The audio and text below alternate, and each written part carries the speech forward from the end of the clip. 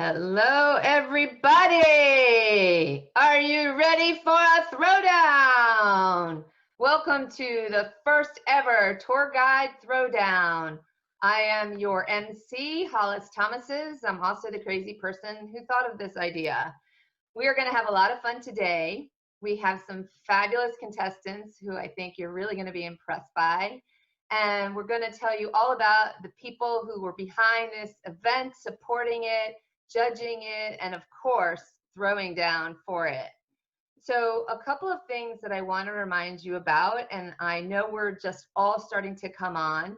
We actually had an incredible number of last minute registrations, close to 125 people registered between yesterday and right now. So I'm going to give a little bit of time for people to log on. So what I get to do is do what I do really well and talk. So Tour Guide Throwdown, in case you didn't read all about it, is a competition live for a grand prize of $1,000 in cash and prizes worth another $2,000. There will also be a second, third, and fourth place winner and an audience favorite. The audience favorite may also be one of the first, second, third, or fourth prize winners. So we might have a combined winner there. I want to remind you that because we've never done this before, chances are that something will go wrong. It's technology, it's a first, and we're all newbies at it all. So just take it in fun. It's meant for a little distraction. If it's your lunchtime, go grab a soda and a sandwich. If it's halfway around the world, because we have contestants from all the way around the world, have breakfast, have a snack, have a cup of coffee or a glass of wine, and enjoy it. Take it in good stride. It's meant to be a diversion in, frankly, a very difficult time, especially for our people on the street, the tour guides. So we wanted to do something for them, something that would be special, something that would give them some purpose and hope in a little tough time. And what's wrong with a little cash, right? So just relax. And if things go wrong, we'll fix it. Just expect that they will. So this event is brought to you by Redeem and its partners. And what I'm going to do now is I'm going to introduce the CEO of Redeem, Milani Mader. So let's bring Milani on camera. Hi, everyone. Let's get your video started. Hi, everyone. I want to thank all of you for taking the time to be here for this event, from the judges to the contestants to those of you that are watching. It has been fun to put this together, and really looking forward to the next 2 hours spending the time with all of you. A little bit about Redeem. We connect the unconnectable. Essentially, we provide the industry's only agnostic channel manager solution. And ultimately what that does is it enables the operators in the industry to have a streamlined distribution platform to more efficiently and effectively sell their tickets on the reseller community. From a reseller perspective, we offer a plug-and-play solution in the sense that you can leverage our platform to gain access to over 37,000 operators around the world. The reason we did this event is it's been a really hard several months for our industry. Anyone that is in travel or has a joy of traveling has been impacted by this global pandemic. And we wanted to create some light to our industry and to really highlight the passion and excitement that we all have for this space, and to give some time and attention and love back to those who have really been most impacted. Whether you're a reseller, you're an operator, but more importantly, you're a tour guide, it has really been a very difficult few months because you haven't been able to be out doing what you love, engaging with traveling consumers, and really showing and highlighting the products that you have to offer. So we're excited about this event. It's somewhat new to the industry. You know, it's been a tough couple of months, as we said. We really wanted to create some joy, highlight the passion, and we are somewhat blown away by the attention that this event has gotten. And I think it really just goes to show that it's important to support our industry and to support each other. And one of the missions we have at Redeem is priding ourselves on being an extension of our partner's business. And part of that is to really highlight the amazing talent that we have in our space and the passion that we truly do have for travel in general. So thank you to everybody involved, particularly to Hollis and Virginia on the Redeem marketing team, who this was their genius idea. They have put countless hours in place putting this together. And again, thank you guys all for your support, from our judges who are participating and will judge our contestants, to the contestants who had submitted videos for consideration, and for putting themselves out there. And really appreciate all of you. Look forward to your engagement in this event. And with that, I will turn it back over to Hollis. Thank you so much, Milani. So I want to tell everybody how this is going to flow so you know what to expect. I'm going to next up introduce the judges. And after the judges, we're going to just go through quickly so that you know kind of some of the statistics of this first time event, and where we attracted people from and who qualified and such, so that then you get to meet the semi-finalists. The semi-finalists, you'll meet them live. They're all here. But since this is a live event, not yet, Virginia. Since this is a live event, they will be voted on by the judges as to who goes on to the final round. What you're going to see, and what the judges are going to see for the first time, is the semi-finalists audition videos. So that is what the judges are going to be voting on. That will make the determination as to who goes to the live throwdown round.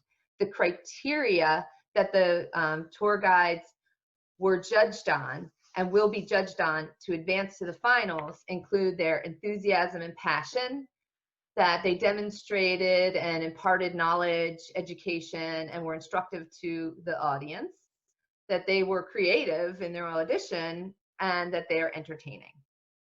Once they move on to the finalist round, they're going to be throwing down live, and they're going to have the same criteria by which they're judged, with one addition: their preparation and the professionalism, the readiness that they're delivering.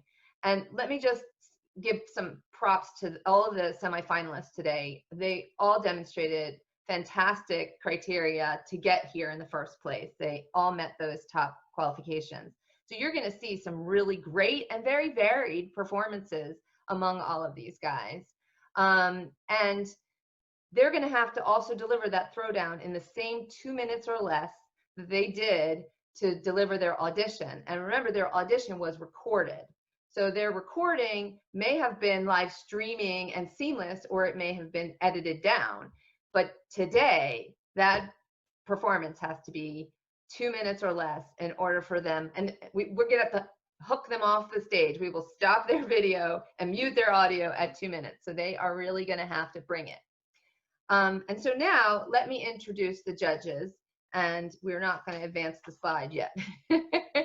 Let's take our judges off video stopped and bring them on. And maybe we can stop the shared screen now, so we can see the judges in tile. Okay. So judges, when I say your name and I read your bio, if you would come off mute and just say hello and a few words to the audience, okay?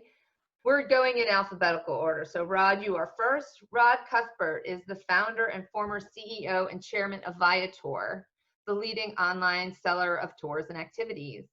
He was the CEO of transportation search engine Rome to Rio and is on the board of the Japanese OTA Veltra Corporation. Rod, thank you so much for your time from Australia. At what hour of the day is it there? Hollis, don't remind me what hour of the day it is, or I'll start yawning. I need some sort of a drink really quickly now, but I think it's going to be entertaining, so I'm looking forward to it. Oh, thank you so much.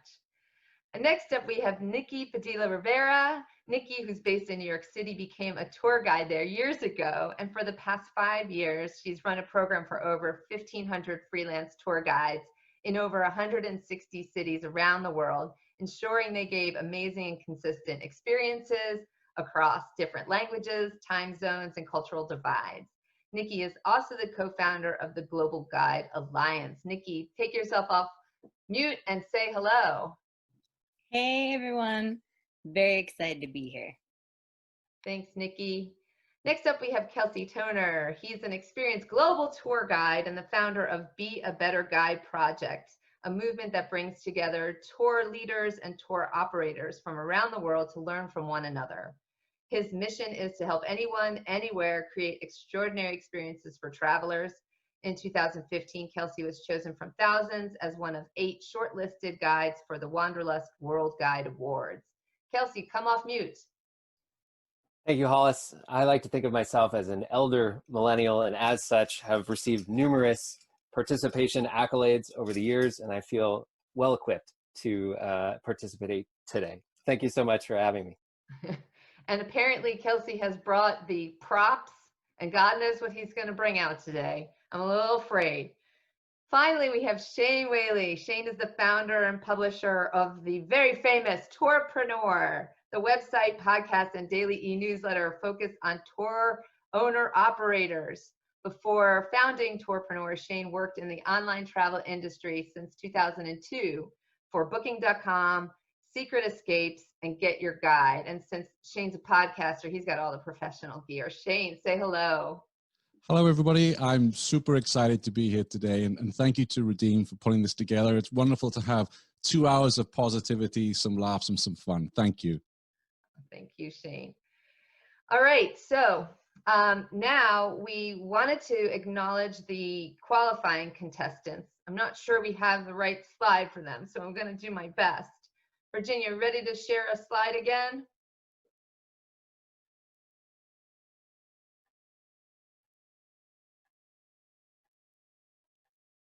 Might be coming. Here it comes.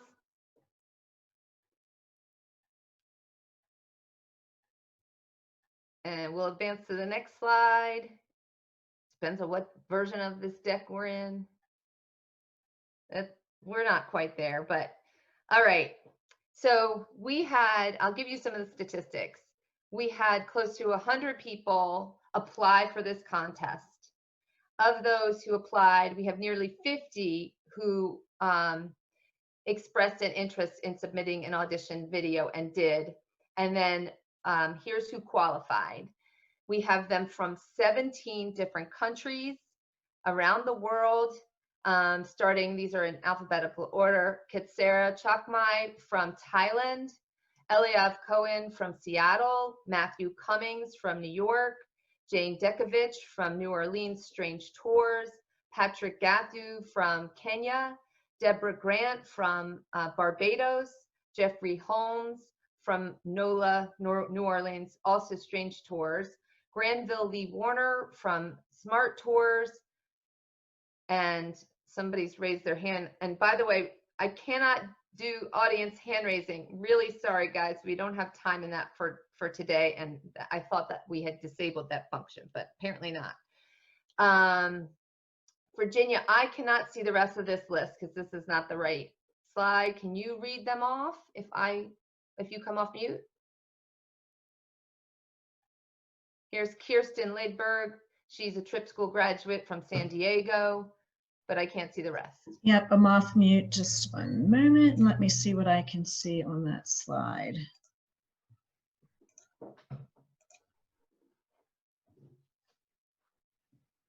If I scroll down, the last one I see, they're not all there, is Ikram. Ikram Beg from Yes. Pakistan, Adventure Center, Pakistan. Yep. Yeah, there's Do you want me to start? So you said Kirsten, then there's Hugh McCloy, Hugh McCloy. Adam Papagan. Wait, Hugh McCloy is from Embrace Tours in Ireland. Go ahead. Right. Adam Papagan, Cool Tours, LA. Yep. And Jeremy Poole from Jeremy Poole from Smart Tours, South Africa. Alex. Alex Stein from Toronto, Urban Adventures, I think. Rebecca Wallstrom she's a tour guide, independent from Italy. Mm-hmm. And then Ikram Ikram, we said. Okay, so those were our thank you, Virginia, Mm-hmm. for our qualifying round contestants. And I applaud them all. Again, so much passion. I thank them for making the effort and undertaking this in this time. And some of you guys, it was really fine-tooth, hard to figure out. So thank you all so much. So it's time to move on to our semifinalist slide. Virginia, if you would advance the next slide. All right, so these are our 12 semifinalists. They are all here live today. So I'm going to introduce them. First, let's take them off camera, and Virginia, you can stop the screen share. All right. So how about we bring everybody onto their video. We should see all of you guys in a tile. Now, one of the things I'll tell you is the order in which I see the tour guides might be different than you guys in the audience. So I'm not going to refer to their location. We're going to introduce them one at a time. We're going to go into a different view, and we're going to take them off of their mutes. But let's get everybody first up on camera. I think I still need to see Paul, Gary, Michael, Melina. Here we go. Here they're coming. Melina and Michael and Paul. Do we need help there? Hello, welcome from Niagara Falls, All right, Canada. Michael. My name's No. I'm going to mute you. Okay, Michael is my trouble child in the class. We're going in order, Michael. Paul, I still need to see Paul. Can we get Paul on screen? Here's Paul. Fantastic. All right. So now, Virginia, let's move us over to speaker view. Are we in speaker view?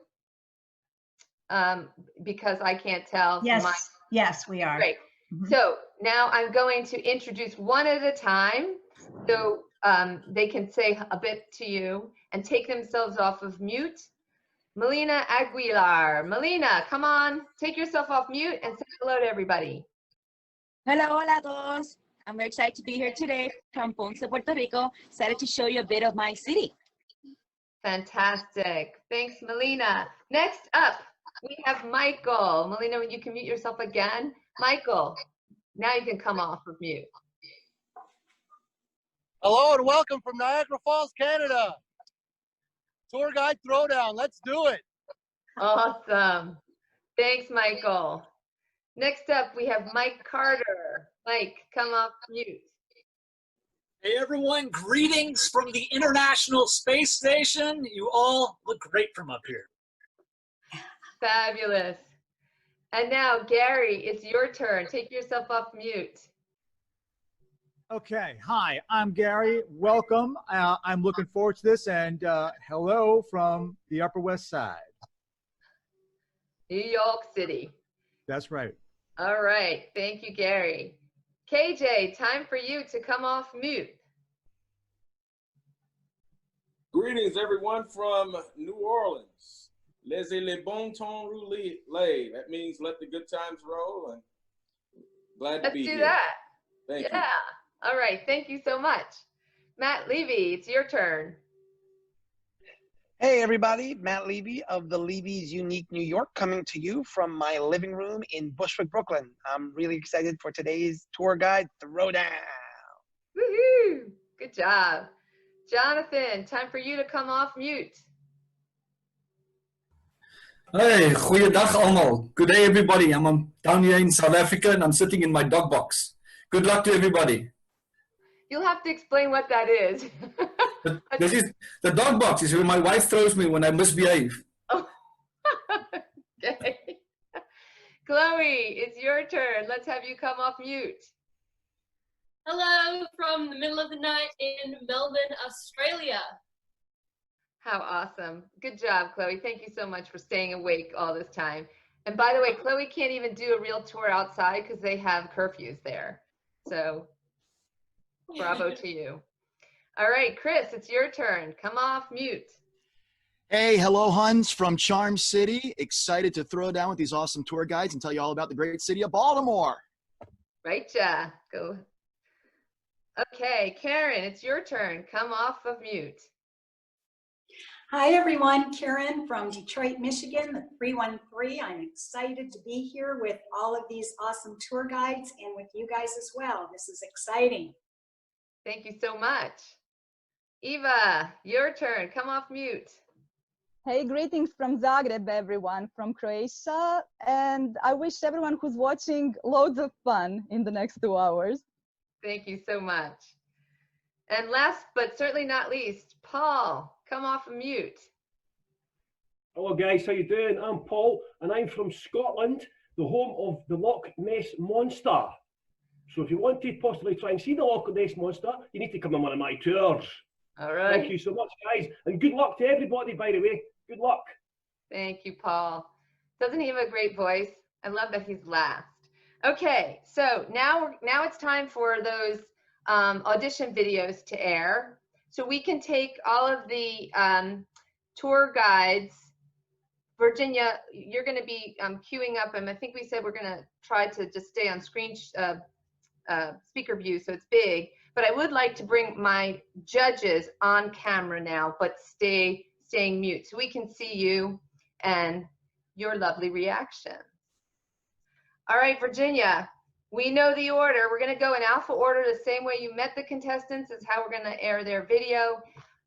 Judges, one thing to reiterate for you and for the audience's benefit is that though I'm not going to have the whole panel of you judge the audition videos, after each audition video, we're going to pause and give one or two of you a moment to say something. We'll also give Virginia time to queue up the next one.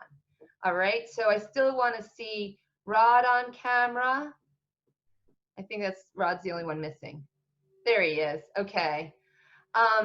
So we are ready. Virginia, whenever you're ready, let's launch Melina's video. Okay, 1 second.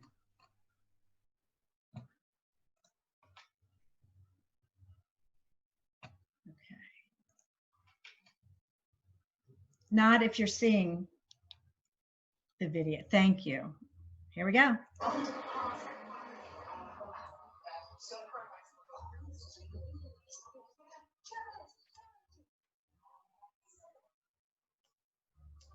Virginia, did you click here through the when you shared her video? I did. Is it not looking good? We don't hear it. Oh, all right. See? Technical glitch number one. Yes, please hold.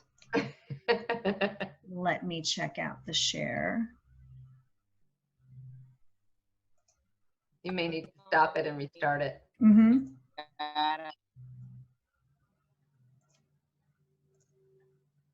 Welcome to Ponce, Puerto Rico. I know I have a mask. Guys, we're still in the coronavirus and under lockdown, but let's do this really quickly before the police stop me because we only have 2 minutes. So my name is Melina Aguilar. I am from Isla Caribe, a local certified tour company based in Ponce, Puerto Rico. We're here at King's Vacation. We have amazing beaches, but we're a cultural tour company. So let's do culture. Here we have the church, La Iglesia, La Catedral de Ponce, which was destroyed many times by earthquakes, hurricanes, fire, even thunder. We like lions. Why? Well, we don't have any lions in Puerto Rico, but it is a symbol because of Juan Ponce de Leon, the famous conquistador who basically colonized Puerto Rico, and this is the symbol of government and authority established by the Spanish government in 1844. This structure used to be a prison where they used to torture people. Now it's just a city hall. You know, some people get, Elton John, Madonna. We get this guy. Juan Morel Campos is the father of danza, which is very different from reggaeton or salsa merengue, which you might know from the Caribbean. That is very melodic, and it was inspired by European, dance hall music. So we're still here in this beautiful Spanish colonial plaza, and yes, we have a church next to our firehouse, but I'll get that in a minute. I want you guys first to pay attention to that over there. That is the highest peak in Puerto Rico. It's 4,300 feet above sea level, which is, pretty high for us. Yeah, baby. The sexiest building in Puerto Rico. Why do we call it structure? Well, it was built in 1882 for a fair that was basically considered the most important economic fair in Puerto Rico and maybe the Caribbean. We're very proud of it because despite earthquakes, fires, thunder, and hurricanes and much more, the structure has been left untouched, and it is today the center and heart of our culture. Red and black, the colors that were defined by the architect because he thought they were cool, or because of anarchism, we're not sure, are now the colors of a beautiful city. It became a firehouse in 1883, right after the economic fair. And you can see fire stuff and firemen over there. Check that. So I hope you enjoyed this mini tour of Ponce, Puerto Rico.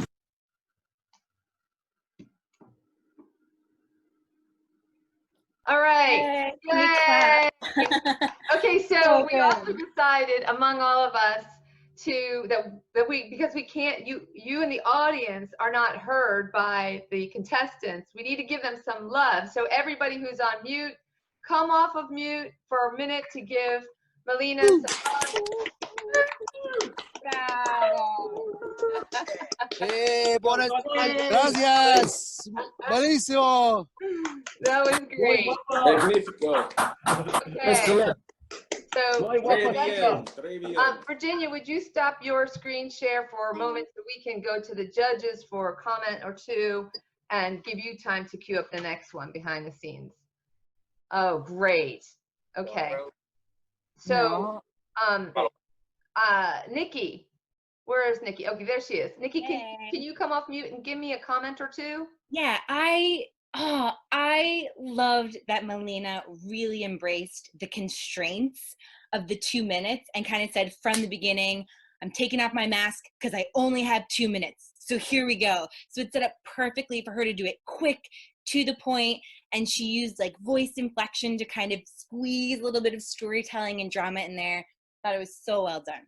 So well done. Awesome. Thank you. And Shane, how about you? Well, I'm lucky enough to have been to Ponce myself, but I'm kicking myself for not taking one of Melina's tours because I love the intrigue, I love the history and the enthusiasm that she has for her hometown. So well done, Melina. Oh, phenomenal. Thank you, Shane. Okay, so next contestant's video to be aired is Michael Angeletti. Let's get that ready. Everybody else on mute. You guys, you are so fantastic. My crew here of semi-finalists and judges. Thank you so much.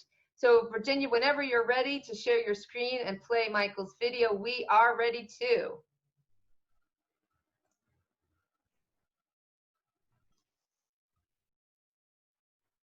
See it? Sorry. Yep.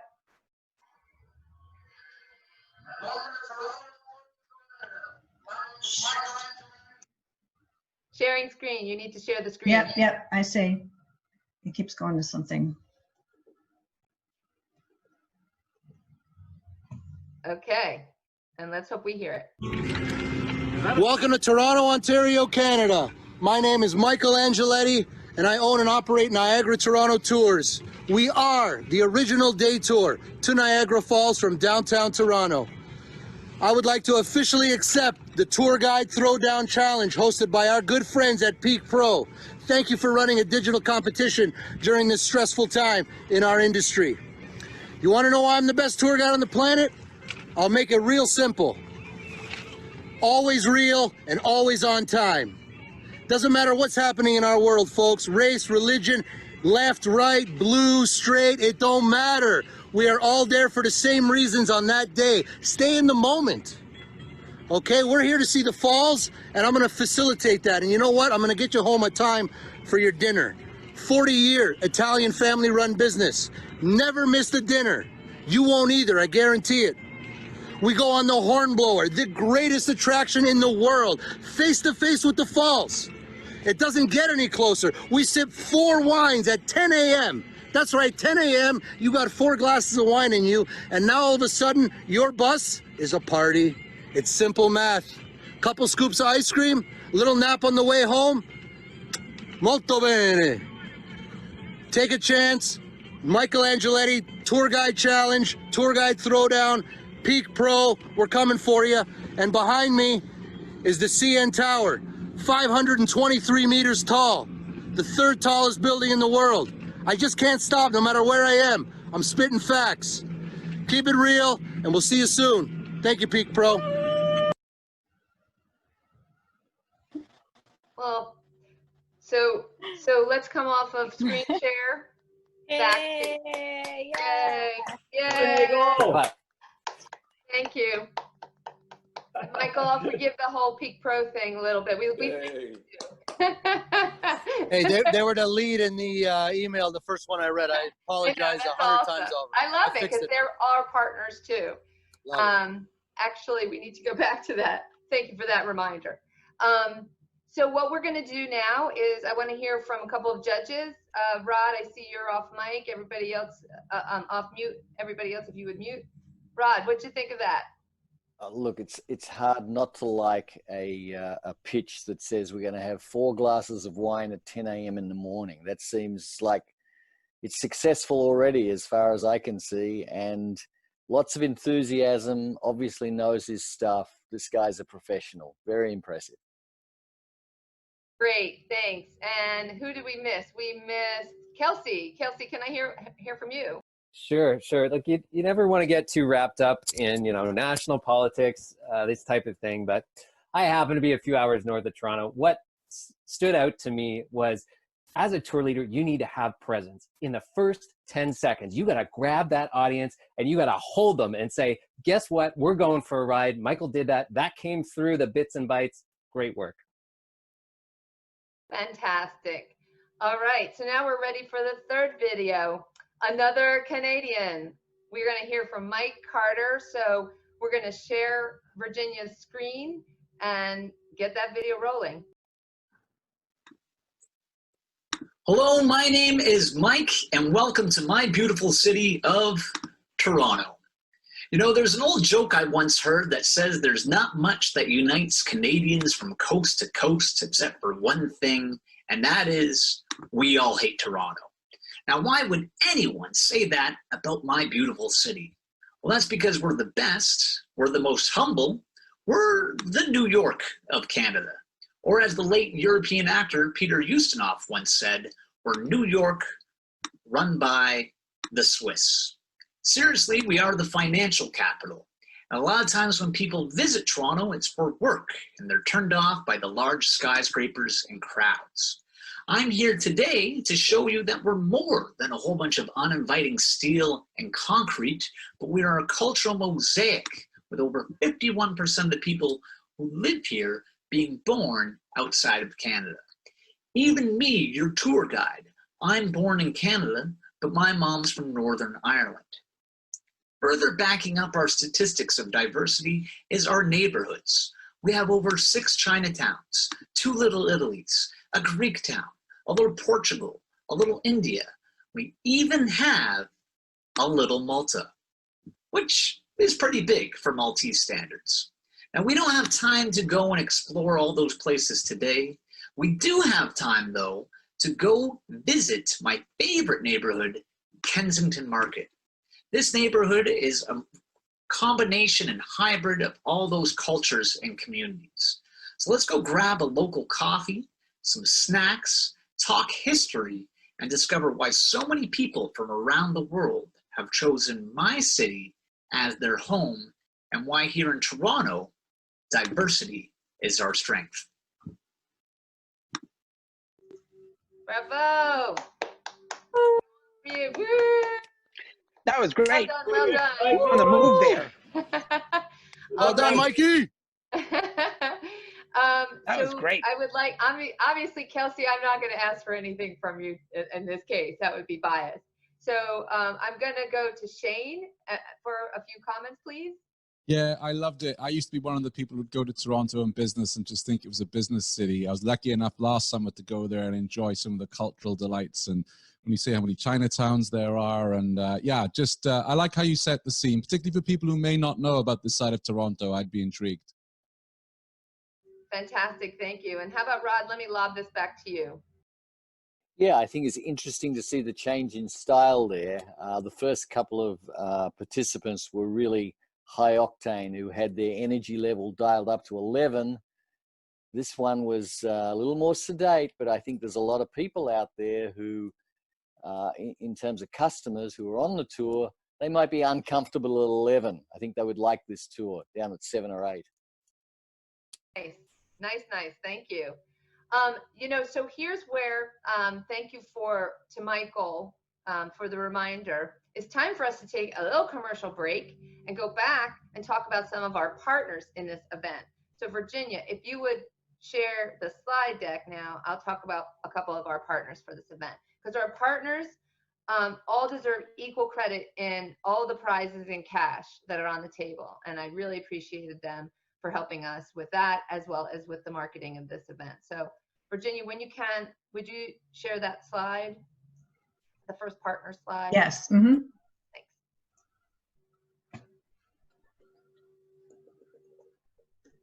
One moment.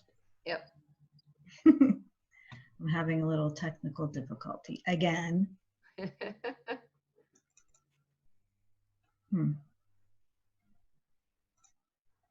we go.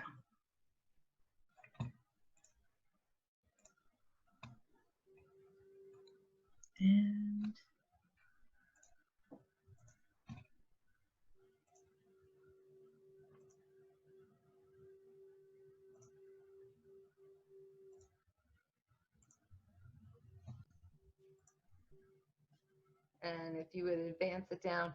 Also, if you could move your, great. So our first, Virginia, if you could move your mouse off the top of your screen, I think we see your drop down. First partner is Arrival. Arrival, for those of you who might not be familiar with it, I don't know if anybody isn't familiar with Arrival at this point, but it's a conference and a research and information company. And Arrival advances the business of creating amazing in-destination experiences with their events, research, insights, and community for creators and sellers of tours, activities, and attractions. Through Arrival, you can gain industry-specific insights that you won't find anywhere else, and you can sign up for their newsletter. So we thank Arrival. Next slide. Next partner we want to recognize right now is Blend. Blend is a marketing company that's in the business of helping keep guides' schedules full. They're a full-service marketing agency for tours and attraction companies. We know that guides make the experience, and they're grateful for the opportunity to sponsor this event that showcases a lot of talent of great guides. And let's do one more to match them. Centimin. So Centimin is a software company, 30 years in the making. They build software solutions focused on attractions, zoos, aquariums, tour operators. From enterprise solutions to SaaS-based options, they have scalable solutions for volumes between 50,000, 5 million, and everything in between, with a comprehensive feature set. So they are a ticketing system. I think we'll stop now and go on to the next set of contestant videos, and Gary Dennis is going to be up now. So we're getting ready for Gary. Look at that camaraderie with everybody too. I love it. So Virginia, whenever you're ready to queue up Gary's video, we'll get that started.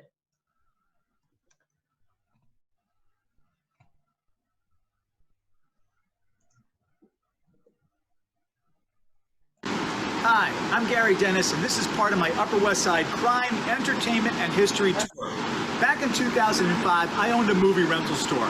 And one day in 2005, I'm standing down in the corner of down here, waiting for the light to change, and a bus went by, a New York City bus, and on the side of the bus there was an ad for watches with Humphrey Bogart's face on it, and I got mad. Why did I get mad? Because Humphrey Bogart grew up right here on this block, and there's no recognition of that. So I started a petition drive in my store to take 1,000 signatures and go to the community board, which approves or disapproves street name changes. That's what I wanted. So it turns out one of my customers was a writer for the New York Times. She wrote an article about it.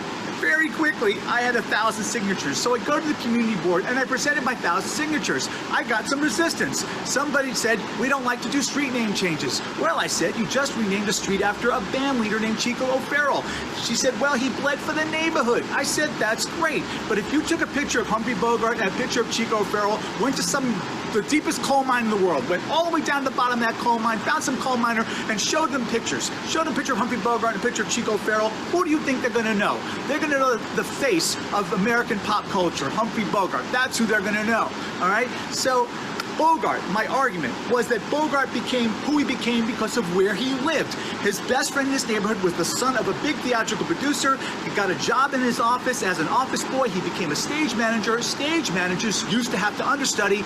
The legend is that Bogart one night went on, discovered what he wanted to do with the rest of his life. He wanted to become an actor, and he did. And because of that relationship, we have Humphrey Bogart in Casablanca, not Ronald Reagan. And that's my story. Nice. Woohoo! Love it. Gary, Brilliant. Gary. Gary. Here we go. He's so All sweet. right. Looking at you, Kelsey, I Gary. would love to hear Well from done, you. Gary. Fabulous, man. Didn't mean to interrupt you, Paul. Here's Kelsey going Karate Kid on us. I don't know. Yeah, that's right. Sometimes as a tour leader, you know, you gotta be a ninja. You gotta have moves. And one of the biggest moves you gotta have is deciding what's in, what's out. I got 2 minutes. I'm gonna tell a story. I'm not gonna try and cram the history of New York. I'm gonna pick one little slice and I'm gonna make it memorable by telling a story. Great stuff. Yay. And Nikki, how about you? Yeah, same comment. I love that he chose to tell one story, keep it really simple. And for me, passion in a guide is when you can tell that passion goes beyond the job. So hearing this personal story about how in his personal life, he petitioned for Humphrey Bogart to be on the sign of the street. I love that. I think it adds like a very unique element to a tour. Oh, fantastic. Thank you. All right. Good job, Gary. Next up is KJ from New Orleans. Let's get ready for KJ's video, everybody.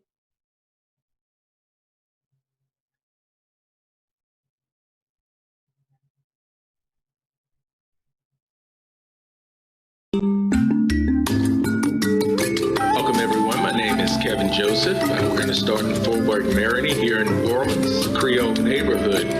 We're on Esplanade, and it happens to be Louis Armstrong's birthday this month. So what they're doing is honoring him at the Mint, which is also the Jazz Museum. It was also the place where the first American Revolution against a major colonial power, and that would have been from the Spanish. So that takes us over to the French Quarter now, where we see the statue of Jean-Baptiste Lemoyne Sieur de Bienville. And he was French-Canadian. He would make his way down to New Orleans with his brother, and they would begin the colony here in La Nouvelle Orleans. So that's the sign that's near Café du Monde, which everyone likes. And here is the Mississippi River, the source for everything. The water that we use to bathe, to drink, and just like every other civilization, that's how they get started, by rivers. New Orleans was primarily Catholic, and we see the cathedral here. It was visited by Pope John Paul II in 1987. And here we have Armstrong Park, or Congo Square. Congo Square was where there were the Senegambians that were here. And what they would do was give us the likes of gumbo, all those tasty dishes. And it also honors Louis Armstrong, because it was said that that's where jazz first started. In fact, that's also where the Jazz Fest began in 1970. So thank you. That was amazing, man. Job, KJ. All right. Let's stop the I love the screen videos, share. man. There we go. Very Well done, man. come I've up. never seen that place before, so well done. Thanks for showing us that. Very good. All right. So, Shane, let me hear from you, if you would. Yeah, I liked it. I liked the footage of New Orleans. I liked the more relaxed tour guiding, because it's the Big Easy, right? So that for me is New Orleans, and making me hungry at mention of gumbo and wonderful cuisine down there. So good job. Thanks, Shane. And how about Nikki? Let me lob this back to you again. I am extremely surprised at how much I learned in that video in 2 minutes. Like, I was really paying attention and really listening. It was very engaging, in the way that KJ gave the information. So I found it really interesting. Thank you very much. All right, we're going to do one more audition video, and then Virginia, just to give you a heads up, we'll go back to the partners after that. So now we have Matt Levy. Hi, my name is Matt Levy, and I run the Levy's Unique New York, New York's first family of tour guides. And I'm going to tell you why they call New York City the Big Apple. The phrase dates from the 1920s, when a group of African-American horse stable hands were employed in the various racetracks around New York City. In the 1920s, New York was the third largest horse racing town in the country. Louisville, Kentucky was #1 for the Derby, New Orleans was #2, New York was #3. Because they call New Orleans the Big Easy, because horses like apples, these black stable hands started calling New York the Big Apple, kind of like the big racetrack or the big game town. The phrase did not catch on. Then, in the 1930s, some jazz musicians picked up on the phrase. Now, in the 1930s, New York was the capital of the jazz world. People would come in from all over to check out hot spots in Harlem and down on 52nd Street, also known as Swing Street. In jazz slang, sugar means money. To play a gig means you make good sugar. Hey man, how'd you do last night? Oh, I made some sweet sugar. And an apple is one of the fruits with the highest natural sugar content. So where do you make the most sugar? The Big Apple, of course. Doesn't matter. Phrase does not catch on. 4 decades go by. Now it's the 70s, and New York City is broke like a joke. President Gerald Ford told the city to drop dead, graffiti on the subways, trash on the streets. It was terrible. And New Yorkers were leaving New York City for the suburbs. So in 1973, Charles Gillette, the president of the New York City Visitors and Conventions Bureau, he wanted to both bring New Yorkers back to New York City as well as increase tourism to New York City.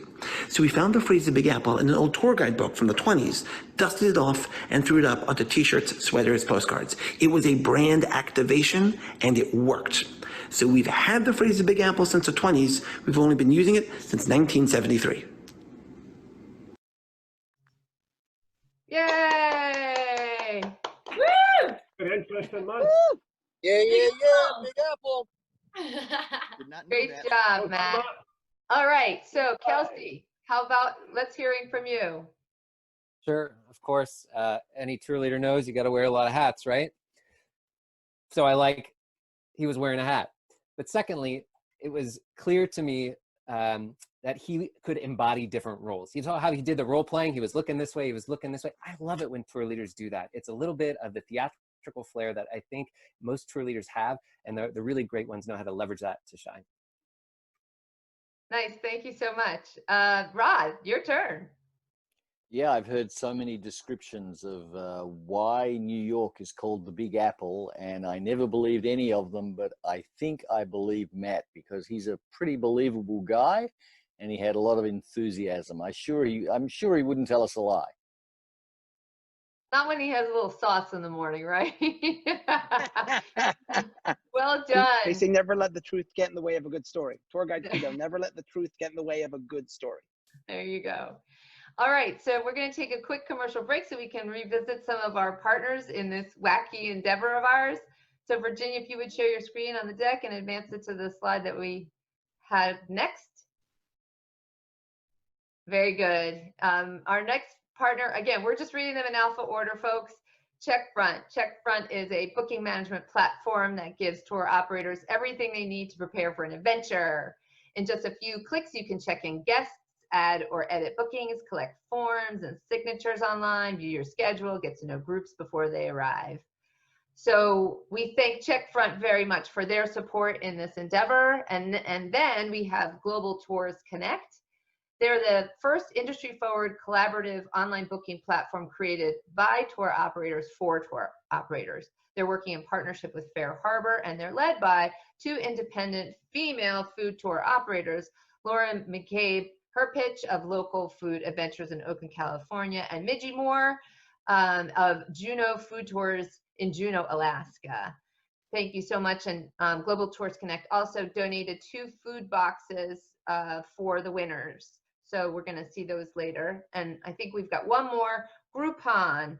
Groupon is building the daily habit in local commerce, offering a vast mobile and online marketplace where people discover and save on amazing things to do, see, eat, and buy by enabling real-time commerce across local businesses, travel destinations, consumer products, and live events. Shoppers can find the best the city has to offer. Thank you so much to this set of partners. And now back to our contestants and semifinal auditions. Let's go there. So we'll stop screen share. And yeah, there's a lot of moving parts for poor Virginia. Let's go now to Jonathan Muller's audition video. I'd like to tell you about the South African Highlights and Safari Tour hosted by Smart Tours. We live in a democratic country with almost 60 million people. We have one of the youngest populations in the world. We have 11 official languages and no less than 7 traditional kings. We share borders with 6 countries. We have 3 capitals. We have a coastline of almost 3,000 kilometers with over 2,000 shipwrecks strewn along it. We have the largest port on the continent, which is also the 9th largest in the world. We host the 2nd highest amount of embassies in the world. We have the 2nd oldest air force in the world, and 90% of the world's platinum is found here, and 41% of the gold. The largest diamond in the world was also found here, called the Cullinan Diamond. The Cape Floral Kingdom is very important to our country because we are the only country that contains an entire floral kingdom within its borders. 1/10 of the world's flowering plants, the longest wine route. We have the 3rd largest canyon. We have 10 UNESCO World Heritage Sites. And we have the Kruger National Park, which is one of the largest parks on the continent, with over 147 species of mammals, 508 species of birds. We also visit the Apartheid Museum and Soweto, which has a street called Vilakazi Street, which is the only street in the world in which 2 Peace Prize laureates lived side by side. We have some wonderful food and drinks, which is unique to South Africa, like the Amarula cream liqueur, the Pinotage wine, Castle Lager, Rooibos tea, Cape Malay curries, Cook Sisters, Dal cheese, biltong, braai, Mrs. Ball's chutney, and monkey gland sauce. No, it doesn't come from a monkey, and no, we don't have animals that roam the streets. I would love to share my passion with you, and I would love to see you book your tour with Smart Tours and come and enjoy the South African Highlights and Safari Tour. Yay! I want to come here now. Virginia, there we go. All right. All right. Can I come and visit you? Jonathan. Okay, so Nikki, let me lob this over to you for some comments.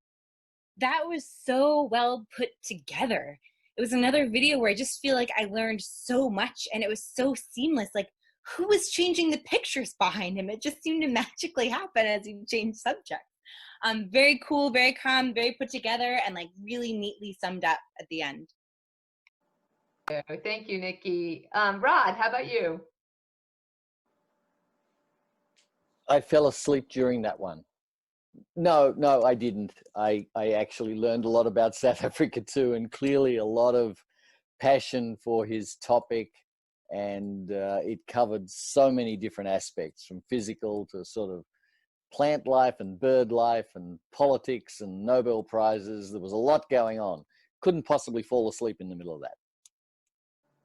My takeaway was monkey chutney. Did anybody else catch that?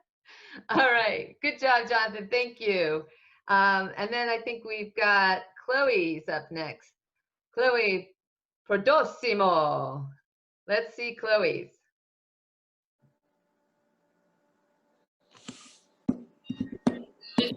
Drive, you just might remember this drive for the rest of your days. 143 kilometers long, but we're traveling about 180 today. So many beautiful sights, beaches, cliffs, koalas, and rainforests along the way. The great southern ocean, I'll never forget the first time I saw your waves. Hasn't always looked this way. Before there was a road, there were whalers in these bays. We go back even further to find the owners of this place. Gotta be none. What the wrong and Wurundjeri.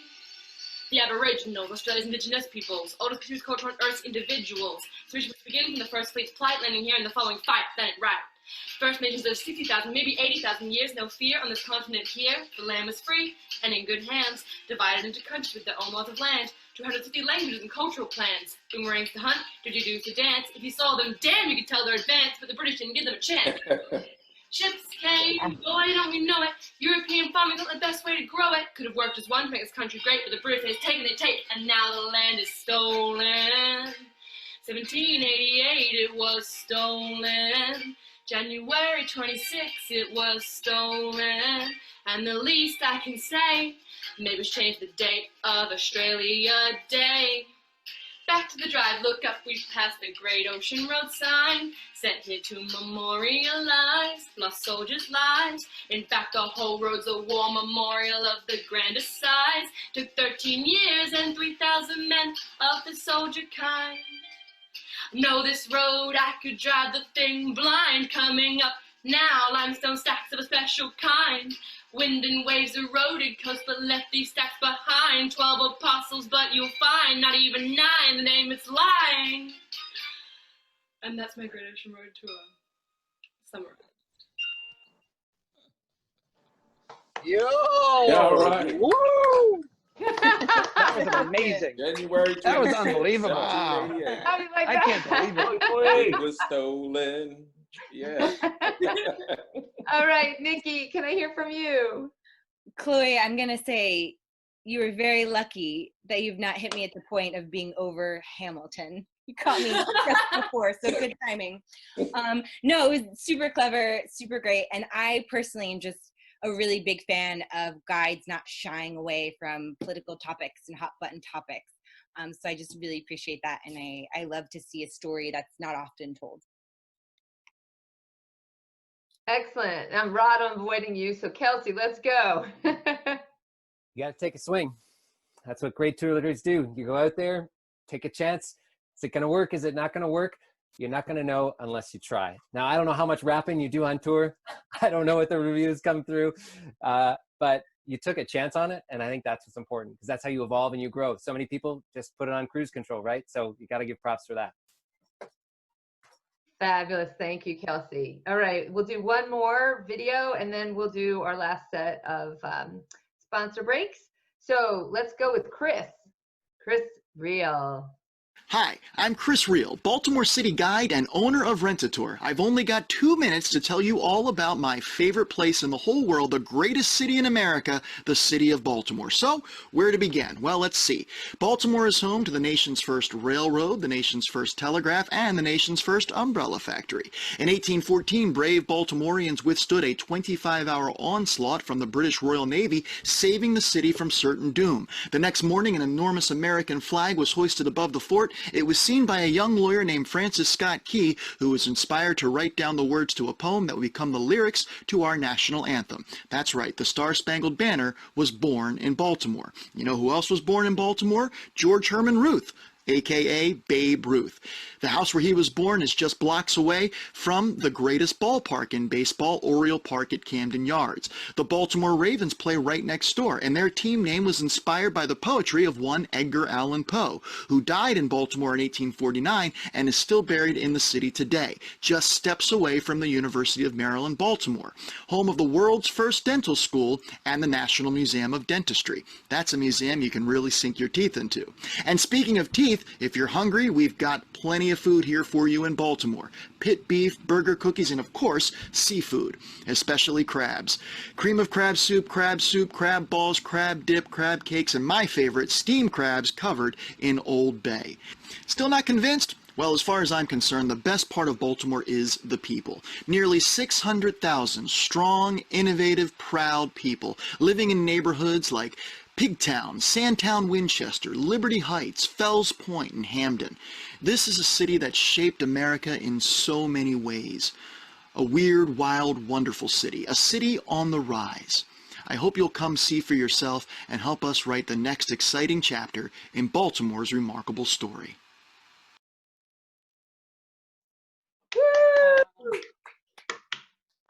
I just want to apologize to Chris. I know that your lips were a little off from the video. I hope that didn't deter from what everybody heard. It didn't. Good. Shane, how about you give us some feedback? Yeah, I loved it. I am a huge history buff, and most of the tours I go on are all about history. So I love the fact you shared the history. You also told stories. I've been to Baltimore many times. I didn't know 90% of what you shared with us today, so thank you for that. And I'm very envious about your wonderful studio there. You're putting me to shame here, Chris. Maybe you guys can share tips later on. Hey, Rod, how about you? I thought Chris had an amazing voice, so that really got me in. I like the facts that he shared, and I like his setting right there. And I know that's not where the tours happen, but he obviously spent a lot of time setting up his little studio there with the on-air sign. I like that. I thought it was visually really pleasing. So great work. Thank you so much, Rod. Just curious, is that background, some elements are real? Is all of that set up, or is there an image behind you on a green screen? This is all real, all 100% Amazing. stuff I had just laying around the basement. And my wife does want everybody to know that the entire house doesn't look like this, just this part of the house. Bravo. Great work. Thanks for clarifying that. Thank It you. really does enhance it. This is really what people like Baltimore are like too. True. I'm a little biased. I lived in Baltimore for 20 years, so I would like us to go to a quick commercial break. It's the last one of this entire set of auditions. So we'll do that, and then we'll do the last three semi-finalist auditions. So Virginia, when you're ready, can you cue up the deck?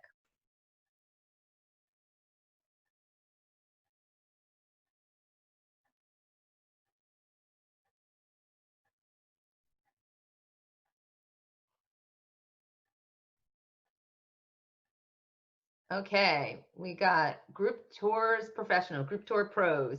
They're the professional association for destination experience operators, created by a tour operator of 20 plus years and the director of the International Association of Tour Director and Guides. The people at GTP have a proven history and passion for supporting and promoting guides and operators.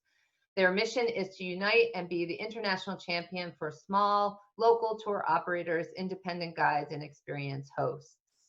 Next slide.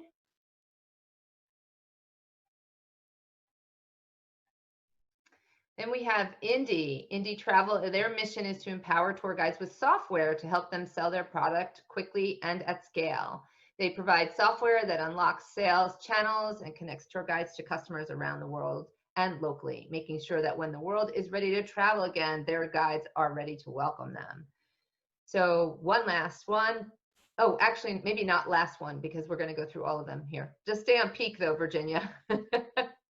Thank you. Peak.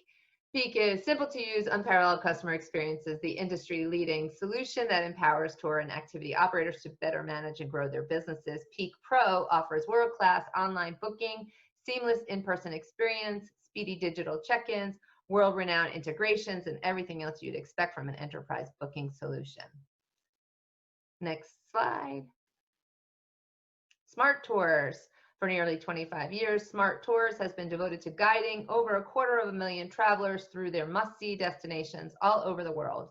They believe international travel should be accessible to everyone, and they work tirelessly to deliver great tours at a great price that allows everyone to take an amazing trip again and again and again.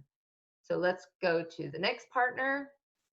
Touriosity is an online travel agent OTA with a conscience. Their main focus and aim is to help tour and activity providers grow direct bookings while complementing their own direct marketing efforts. They will never compete against those operators. They seek to help and make it their mission to give back to the tour and activity sector by making their selves a nonprofit organization, giving any profits they make back to the operators they support. Trip School. Trip School is a learning community for tour guides by tour guides. They offer online courses on entrepreneurship, storytelling, technology, destination knowledge, and so much more.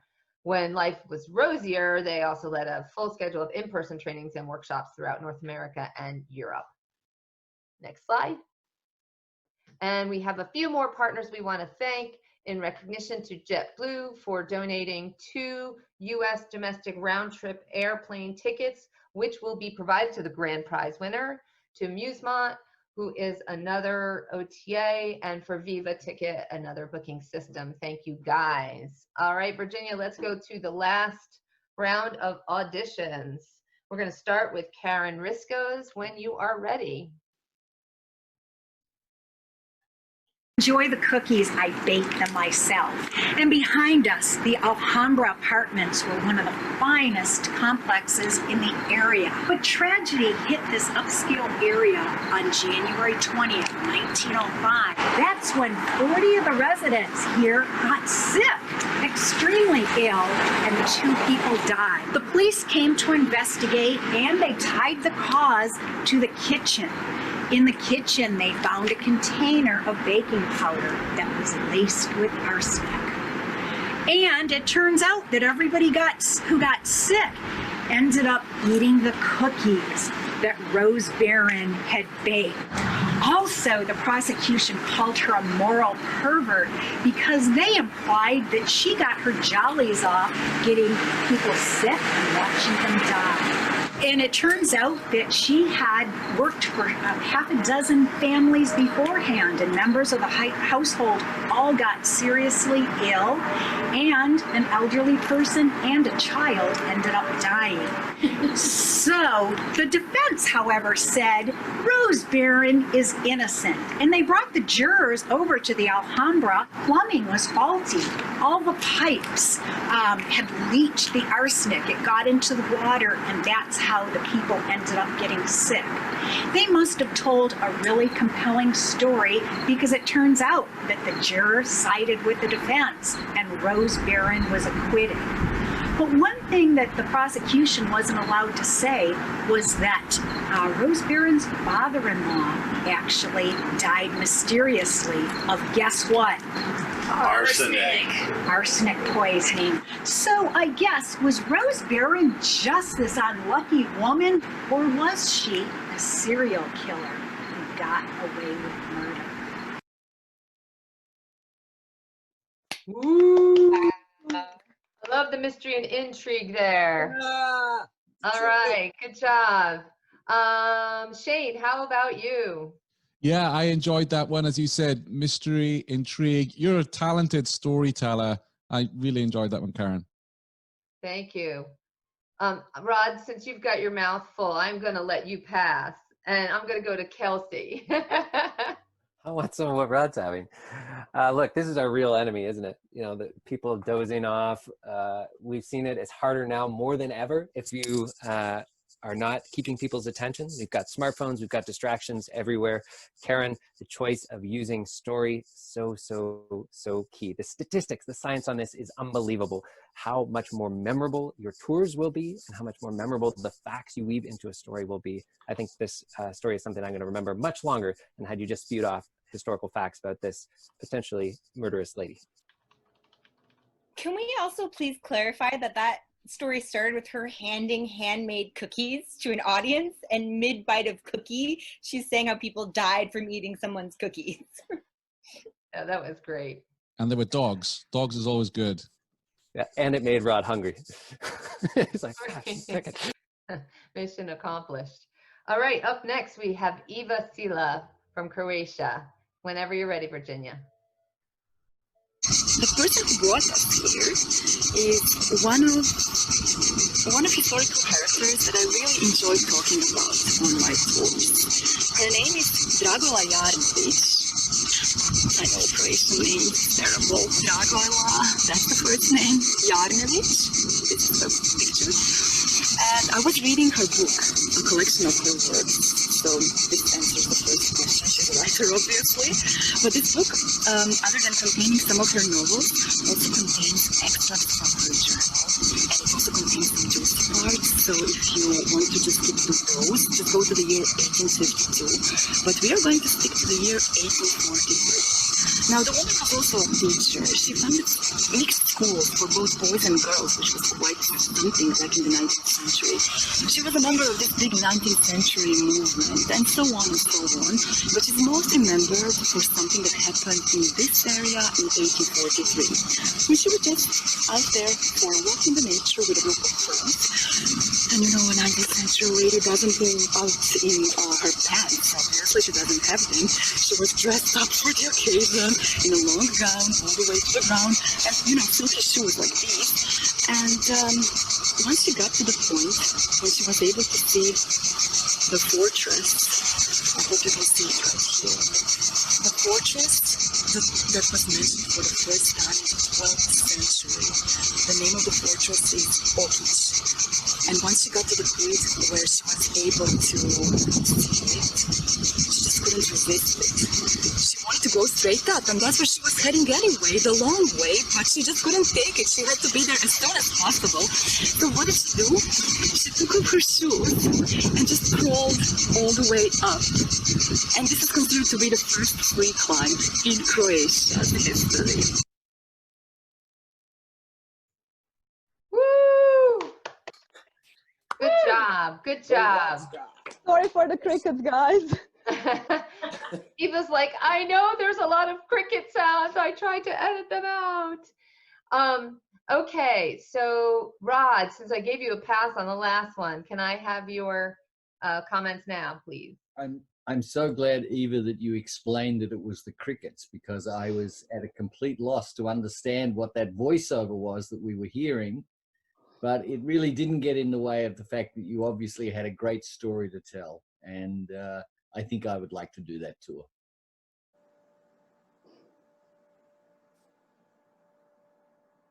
There we That's go. the end of my comments. I had trouble getting off of mute. I'm so terribly sorry. Shane, how about you? Yes, also, I struggled to hear some of the story, but I was looking at your body language, and I love storytellers, and it's clear to everyone watching that you know how to tell a story and engage. Also love that you got into the correct attire that matched the story that you were telling, so good job. Bravo. Okay, and last but not least, because of that voice, let's do Paul Stewart's audition video. Hi there, guys. My name is Paul, and I'm a tour guide with Invisible Cities, a tour company with a difference. We train homeless people to become tour guides, and I'm a tour guide in Edinburgh, Scotland, the most beautiful country in the whole world. And being a tour guide, as we all know, it comes with great responsibility. And I like to tell people that come on my tours the good, the bad, and the damn ugly as well. I like to discover the truth behind the many myths and legends of Scotland. And one such example is the story of Greyfriars Bobby. Every tourist that comes to Edinburgh gets told this story about the faithful little dog who guarded its master's grave for 14 years in Greyfriars Cemetery in Edinburgh. Walt Disney made a movie. Thousands upon thousands of people come from all over the world to see the grave of Greyfriars Bobby, an old jock, and to see the statue. There's a slight problem. It's fake. It was a Victorian scam. Can you believe it? A professor from Cardiff University, he researched the story for 5 years.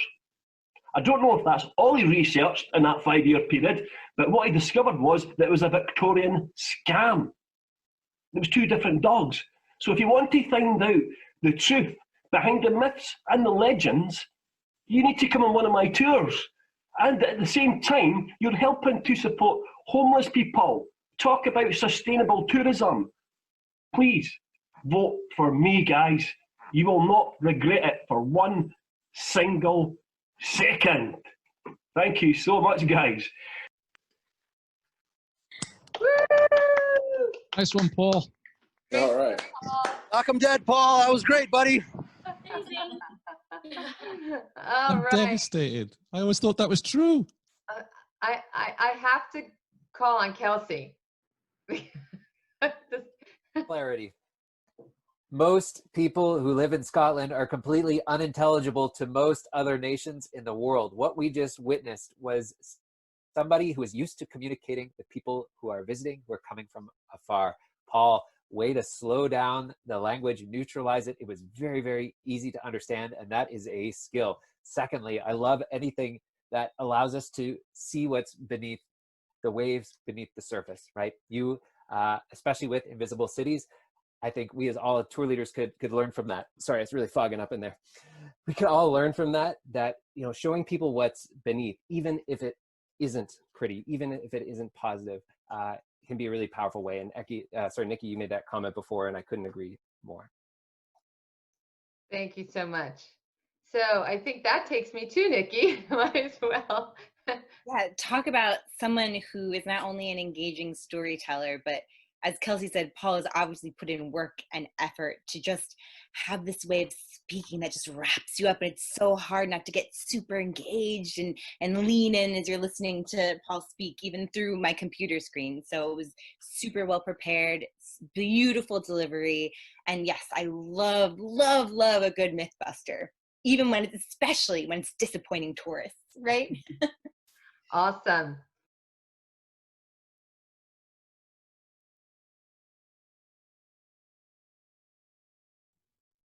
You're on mute. I figured that out. I got the, I said we're running a little bit behind schedule, actually. I know we're having so much fun here.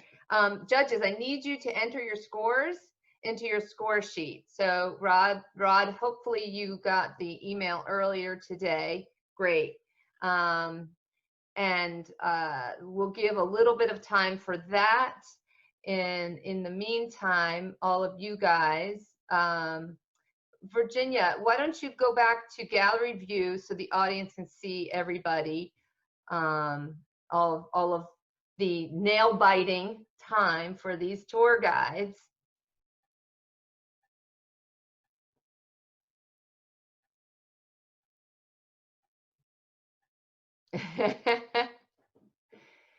And we just need to see when we have all the votes tallied.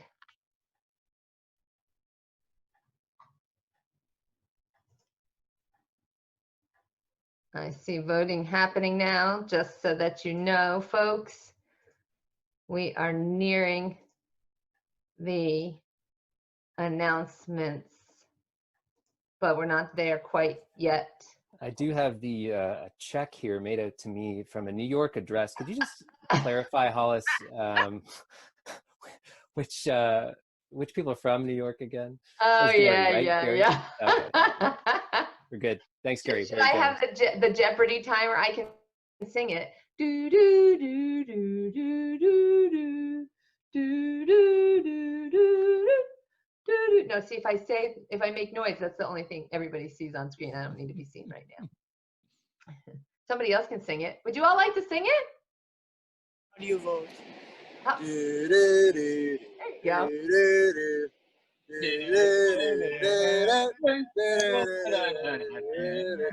My little sister. It's a family business, you know. The mics again. The Canadian mics. Hey. Do you guys in Australia have Jeopardy? My wife is going to think I'm teasing her because she appeared on Jeopardy a few months ago, and she actually got a question wrong right at the end, and the answer was "Oh Canada," believe it or not. So can't sing that around here either. That's impressive, though. Yeah, not only the wrong answer, but just a personal blow to Alex, Canadian himself. Now, as North Americans, we're required to tell you that Alex Trebek is Canadian. So. Right. Tell him, Mike. You tell him. Nikki, it looks like you need to do one more vote. Yep. And Rod, you are done. And Kelsey, you are done. And Shane, you are done. So we are almost. I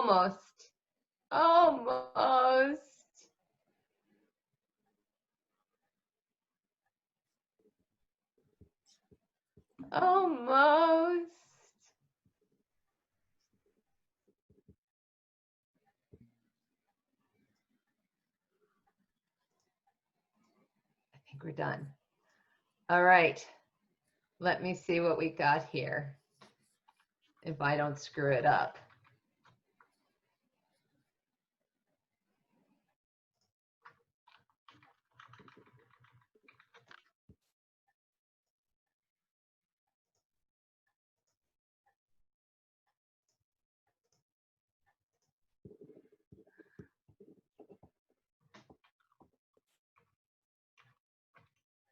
Yes, we got it. All right. Does someone want to give me a drum roll? Someone give me a drum roll, please. All right, here we go. The top, in no particular order, the top vote getters and the semi-finalists who will be advancing to the next round are Melina Aguilera from Isla Caribe Tour. Woo! Can you all hear me? Yes. Yes, okay. Mucho gusto. Just making sure. Gary Dennis from New York Tours by Gary. Karen Risco, City Tour Detroit. Paul Stewart, Invisible Cities. Chloe Prodosimo from Go West Tours. Rapping. Chris Reel from Rent-A-Tour. And Matt Levy from Levy's Unique New York. Those are our 7 finalists who will be competing for the $1,000 cash prize. Woohoo! But everybody, congratulations all. You were fantastic. Wish we could advance you all and had money for all of you. But I hope you had fun playing along and that this was a great time. So what we're going to do now, everybody, is we're going to take a 5-minute intermission break so that the people who are practicing or who are performing live can get themselves queued up so that anybody who has been on this for an hour, if they need to take a break, they can do that. We're going to come back here at 12:57, please. Come back at 12:57, and you're more than welcome to stay on camera. All right, Thank you, everyone, for all the submissions. Congratulations, everybody. Thanks, judges. Thanks for your time.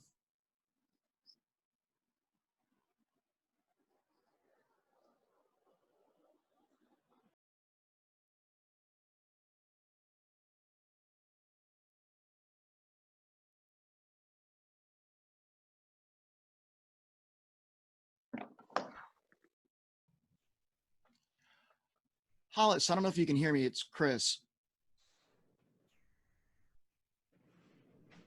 I can, Chris. Do you want to communicate with me? Because other people might be able to hear this. Oh, okay. So you want to chat with me? I'll just send you a chat. Yeah. Mine was pretty low energy, but it's a good story. Hey, folks, we can hear you. It was low energy. It wasn't anything like Baltimore, which is incredible. I'm just going to mute some of you guys. Okay.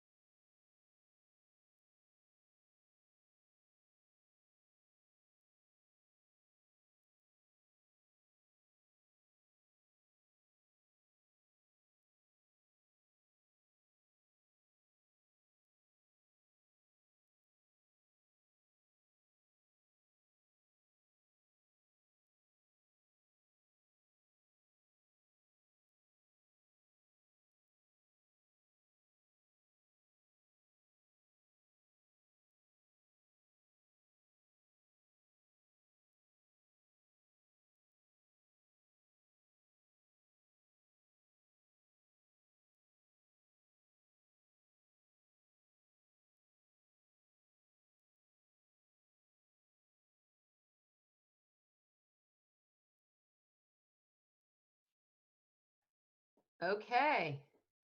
I think we're getting ready for the live throwdown. Virginia, when you get a chance, if you could stop your screen share.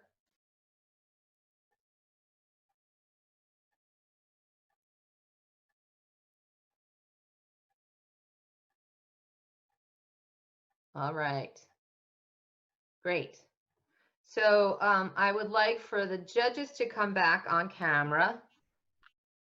And we need the countdown timer, obviously, ready. And what we're going to do, just as a refresher for how this will work, and as a reminder to the audience. So now the contestants who made it into the finals are going to be performing live. They do not know yet who's going in what order.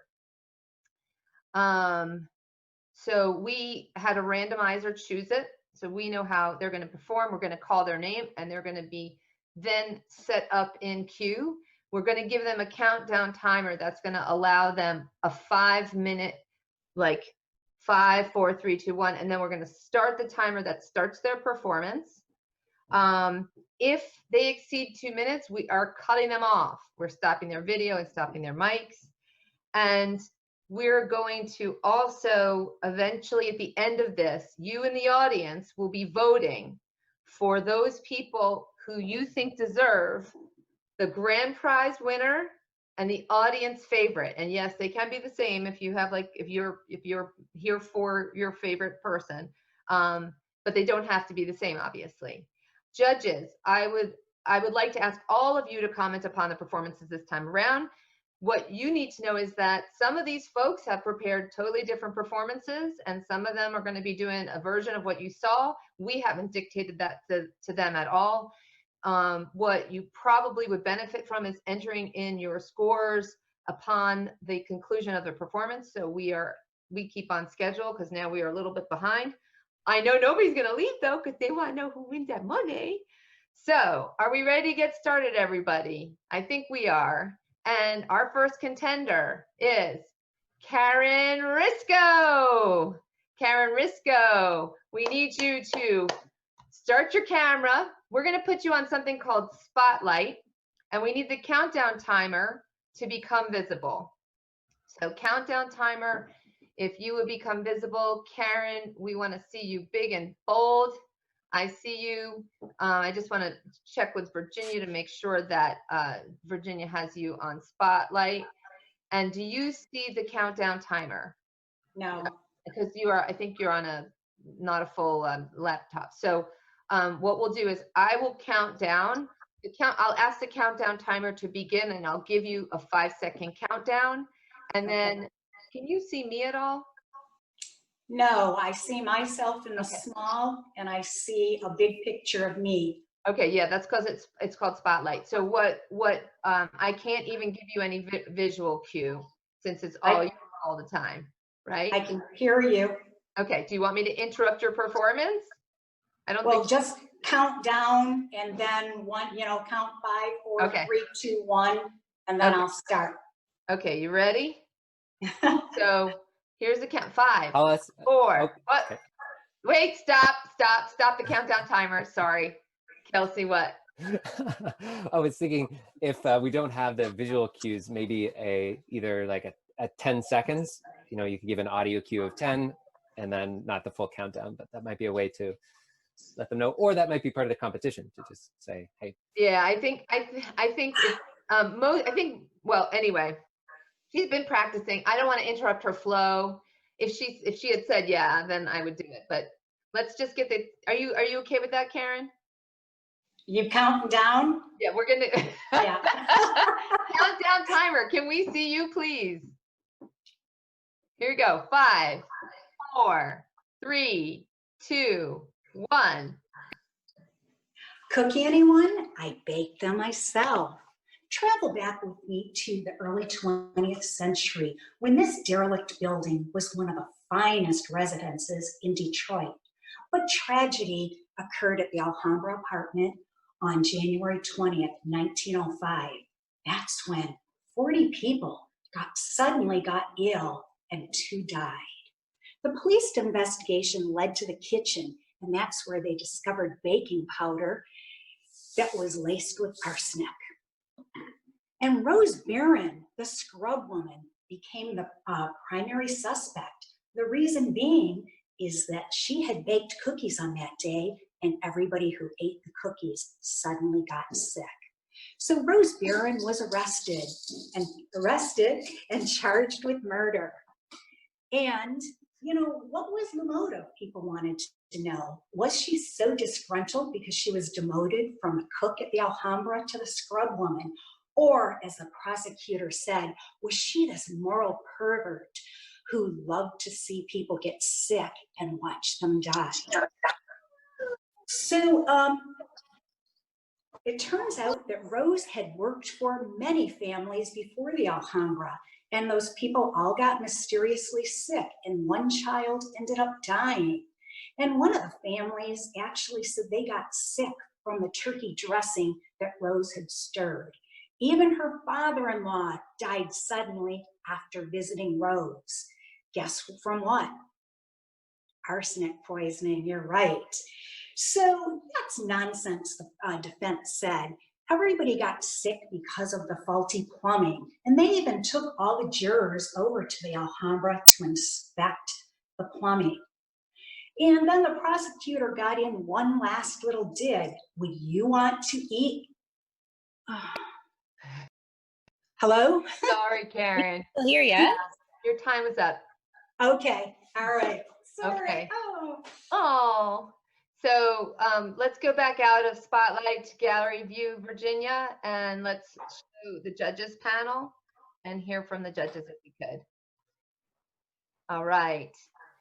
So now, Rod, I'll start with you. If you could unmute yourself.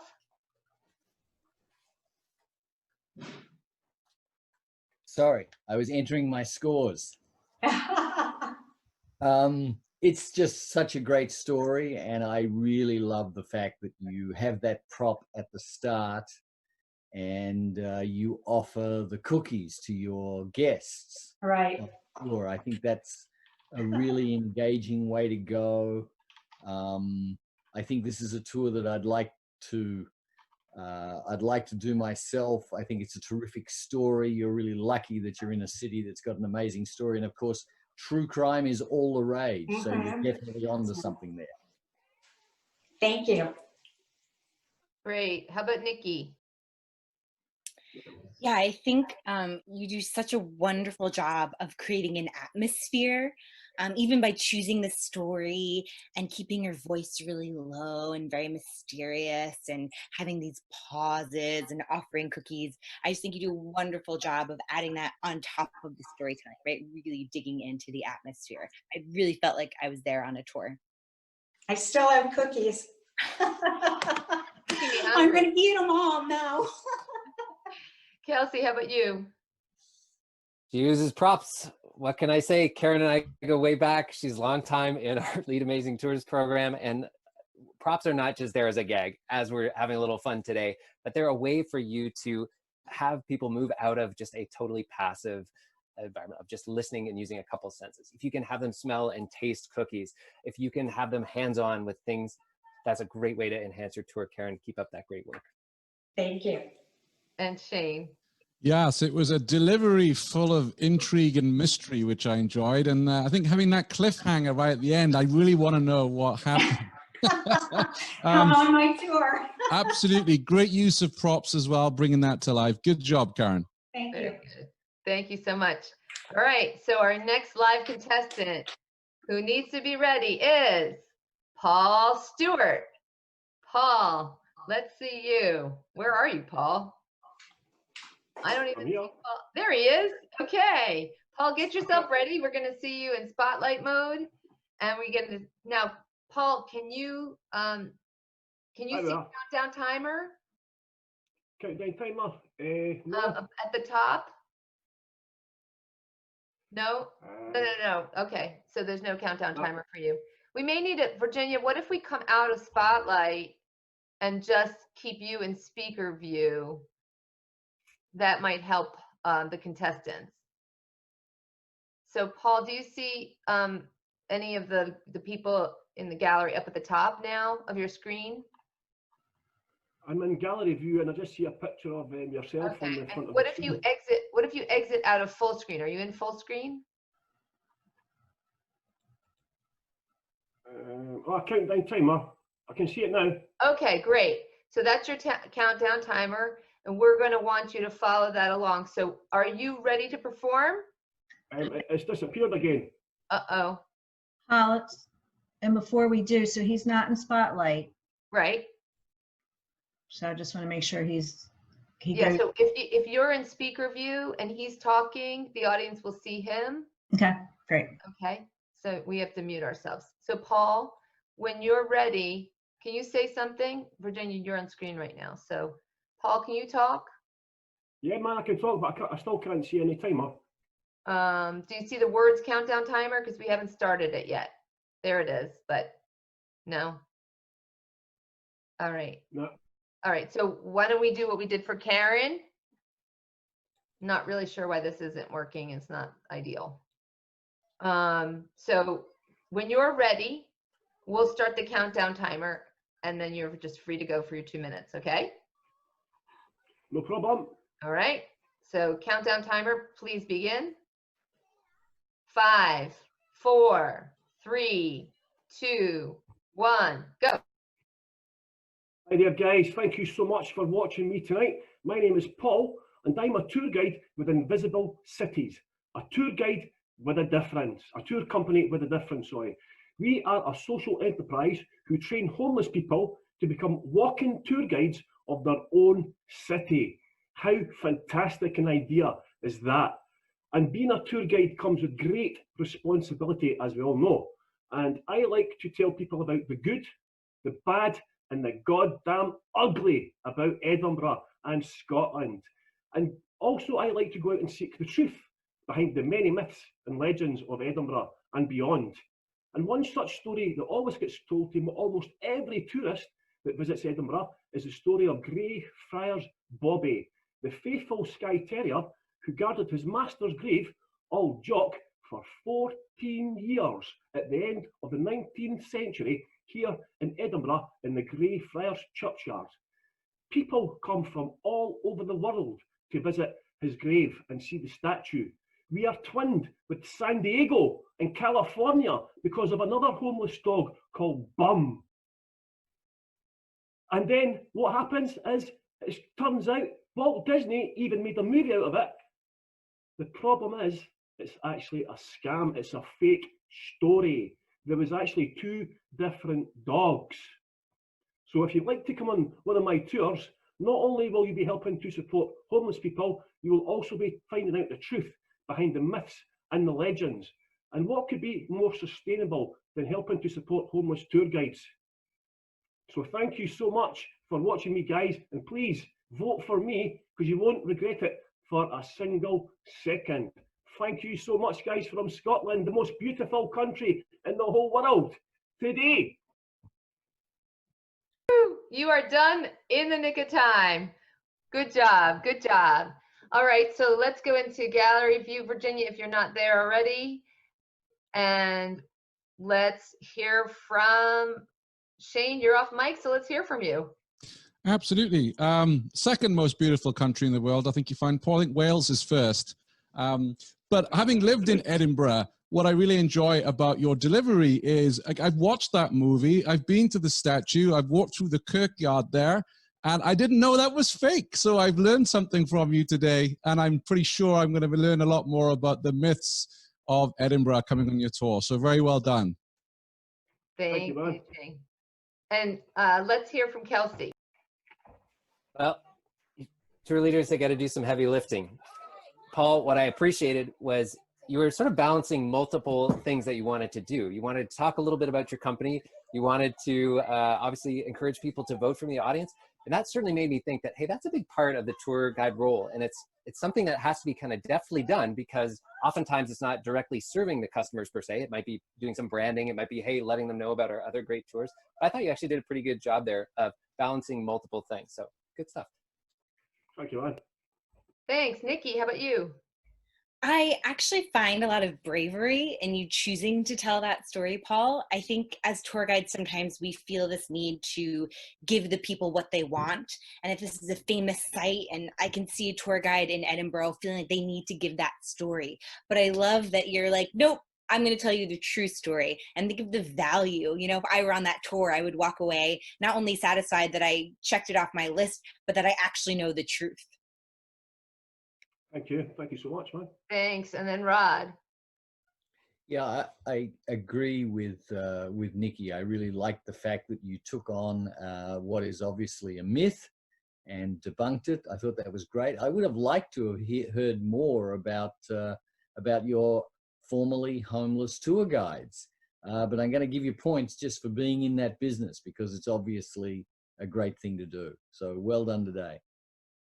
Thank you, man. Thank you very much, man. Thank you all very much.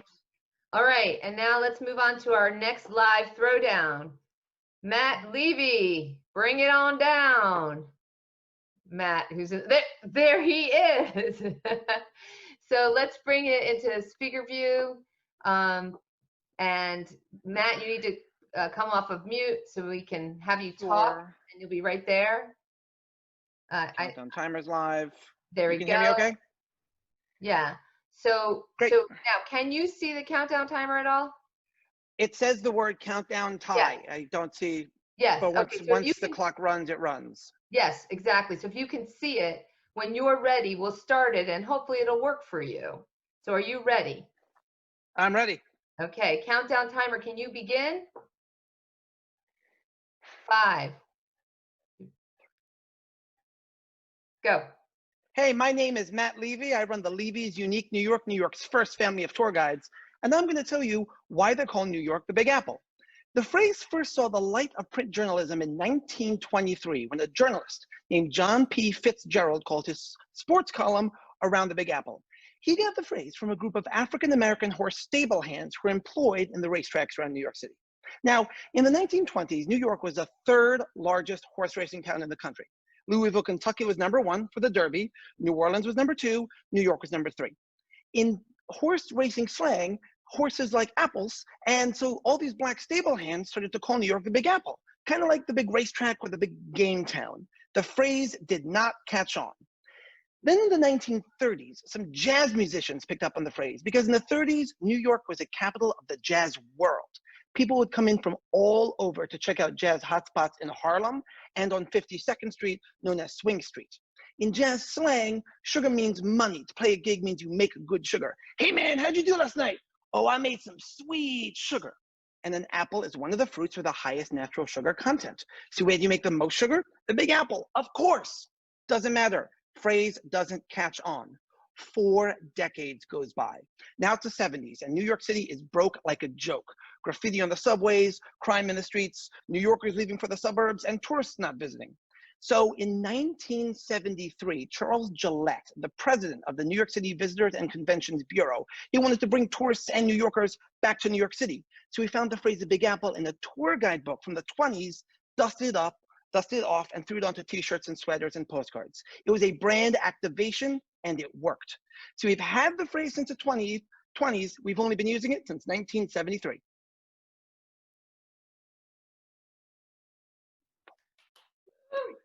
Woohoo! 5 minutes to spare. Good job, Matt. All right. And scene. Excellent. Let's get back into gallery view so we can see everybody. And Kelsey, how about you? Let's hear from you. Well, I turned off my video. Yeah, you turned off your camera. Well, we're starting to scrape the bottom of the barrel here for props, but this is it's a bit of a stretch for the tour leaders to do what you're doing today because you don't have audience feedback. And I know that all of you know that you change the way the story is told based on how people react, the comedic pauses, the adding on. And so I just want to give props to Matt. It comes through that, you know, this is a practice story and that you've got beats in there for us to chuckle, for us to do that. And those beats I notice because you've done this in front of live people. So even though it's a stretch, good work. Thanks. Thanks, Kelsey. Nikki, how about you? To me, this story is very rehearsed in a good way, like really well prepared. As Kelsey said, all the beats are there. It's all set in. It has a beginning, it has a middle, it has an end, it has the tie-up of the theme. Just beautifully, beautifully written story. Very good. Shane, you. I lived in New York City for 5 years and I didn't know this stuff. So I'm a bit embarrassed, Matt. And that's what I look for on a tour. I mean, you can have all the enthusiasm and passion that you want as a tour guide, but if the content isn't there, I'm not going to be as happy. So I know coming on one of your tours, I'm going to learn a lot more about some of the neighborhoods that I used to live and work in. Very good. Thank you, Shane. And Rod, you. I think Matt's just such an engaging face. He's an interesting looking guy. Those are called mustaches, right?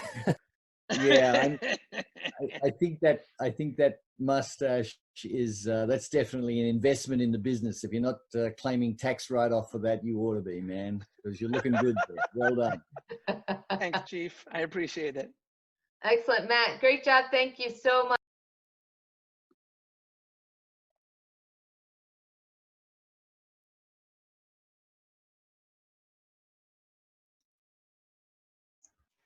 Alice, we're not hearing you.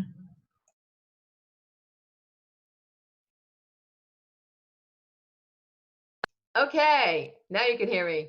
All right, I was just checking out where my next person was. Melina, are you ready to throw it down, girl?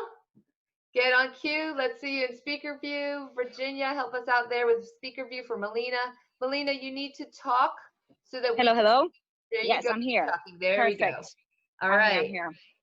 All right, now you probably can also not see the countdown clock since you're on your phone. Is that correct? Awesome. I cannot see it, but I have somebody with me who'll be telling me the time. Okay. Okay. And just okay. So do you want us to broadcast it? I still need you to make some noise. And this version of Milani needs to be muted. There's two versions of Milani here. I'll do it. Okay. So Melina, we need to have you talk so you're on camera, please. Yes, can you hear me? Can you see me? Yes, there we I go. am here. I am here. I'm ready. I have Okay. another person with me who has a The watch, time. but if you Okay. have one, that's cool too. I'll take it. Yep. But Okay. yes, but So I'm going to start our countdown timer, and I'll let you know that it's starting. okay, give me 1 second. Okay, 1 second. Let's put this camera right here. Make sure you guys can you guys see me? No. Okay, 1 second. They're seeing my partner. Perfect. There here you it is. go. Okay, there we are. Countdown timer. We're going to be ready for you in. Are you ready, Melina? Okay. I'm ready. I'm telling my cameraman. Okay, countdown timer, please. Here, 5, 4, 3, 2, go. Hello. My name is Melina Aguilar, and we are from Ponce, Puerto Rico, Isla Caribe Cultural Tour Company. We're in the middle of pandemic, so I have the mask with me sometimes, but quickly, a tour of Ponce in less than 2 minutes. Right now, Plaza Las Delicias and La Catedral Nuestra Señora de la Guadalupe, which basically is the main symbol of Christianity, of Catholicism in this very colonial Spanish city, like most cities in Latin America. But let's go this way, because we only have 1 minute or so. So let's go over here. And as we go this way, everyone, important to understand, we're entering the second part of Plaza Las Delicias, which has another name, Plaza Federico de Geto, but nobody really cares for that. I'm sorry for the guy. He's really important, but whatever. We'll continue this way. As we go this way, you're going to see trees, which comes with the name, the Plaza of Delicacy, Plaza Las Delicias, because it's nice to be here. It's a delicacy to be here, a delight to be here. As we go this way, we're going to see lions. We love lions in Ponce, even though we have no lions for real. It's just the name Juan Ponce de León, which means Juan Ponce of Lion, which was the first governor of Puerto Rico, Spanish governor. Let me make that clear. So you go this way, you can hear some music. That is danza puertorriqueña, which is nothing to do with salsa merengue. And the main daddy Yankee of the 19th century is this guy over here, Juan Morel Campos. But we only have like, I don't know, like 30 seconds or so, so let's run this way because we're missing one more stop. Over here, everybody. Over here, everybody. And the last stop we have, which is the most important, El Parque de Bombas, which is the reason why we have the colors red and black, the reason for my mask, the reason for a flag constructed in 1882 for economic fair. It defined the colors of Ponce. Is today one of the biggest symbols of architecture and of this city in Ponce, Puerto Rico. I hope you guys enjoy the tour. I'll see you later. Woohoo! Woo! Good job, Melina. All right, let's get it off and go into the gallery view. And I'm going to go in reverse. Rod, let's start with you now. Well, when Melina started off with that little flag, I thought, oh no, I'm following a tour guide with a flag. But I think she's onto something. This is the Rapido tour. I think we could do tours in 2 minutes. Forget those 2-hour tours. This is going to be a new trend. You turn up in town, you say, I've got 5 minutes, I can do the tour. Melina's onto something new. I loved it. Thank you. Great job. Nikki, let's hear from you. I think it's difficult as it is for a guide to speak into the void with no audience. I think it is potentially even more difficult to attempt to actually give a tour outside with a ticking clock. So I found that so impressive, and I especially found, Melina, that your demeanor stayed very calm and very energetic the whole time, even though I can't imagine your heart must have been pounding as you're kind of quick jogging to get to the next spot. Great job. Also, it's hot, so we're used to it. Shane, let's hear from you. Yeah, Melina, don't listen to Rod. I want the 2-hour tour because you squeeze so much into that 2 minutes. I love your energy. I love the zest. I love the passion you have for Ponce. And as Nikki says, to actually do this outside on the streets, I mean, that's even more pressure. So very well done, Melina. I can't wait to come back to Ponce soon. Yeah, waiting for you, Shane. Kelsey, you're up. Found a drill.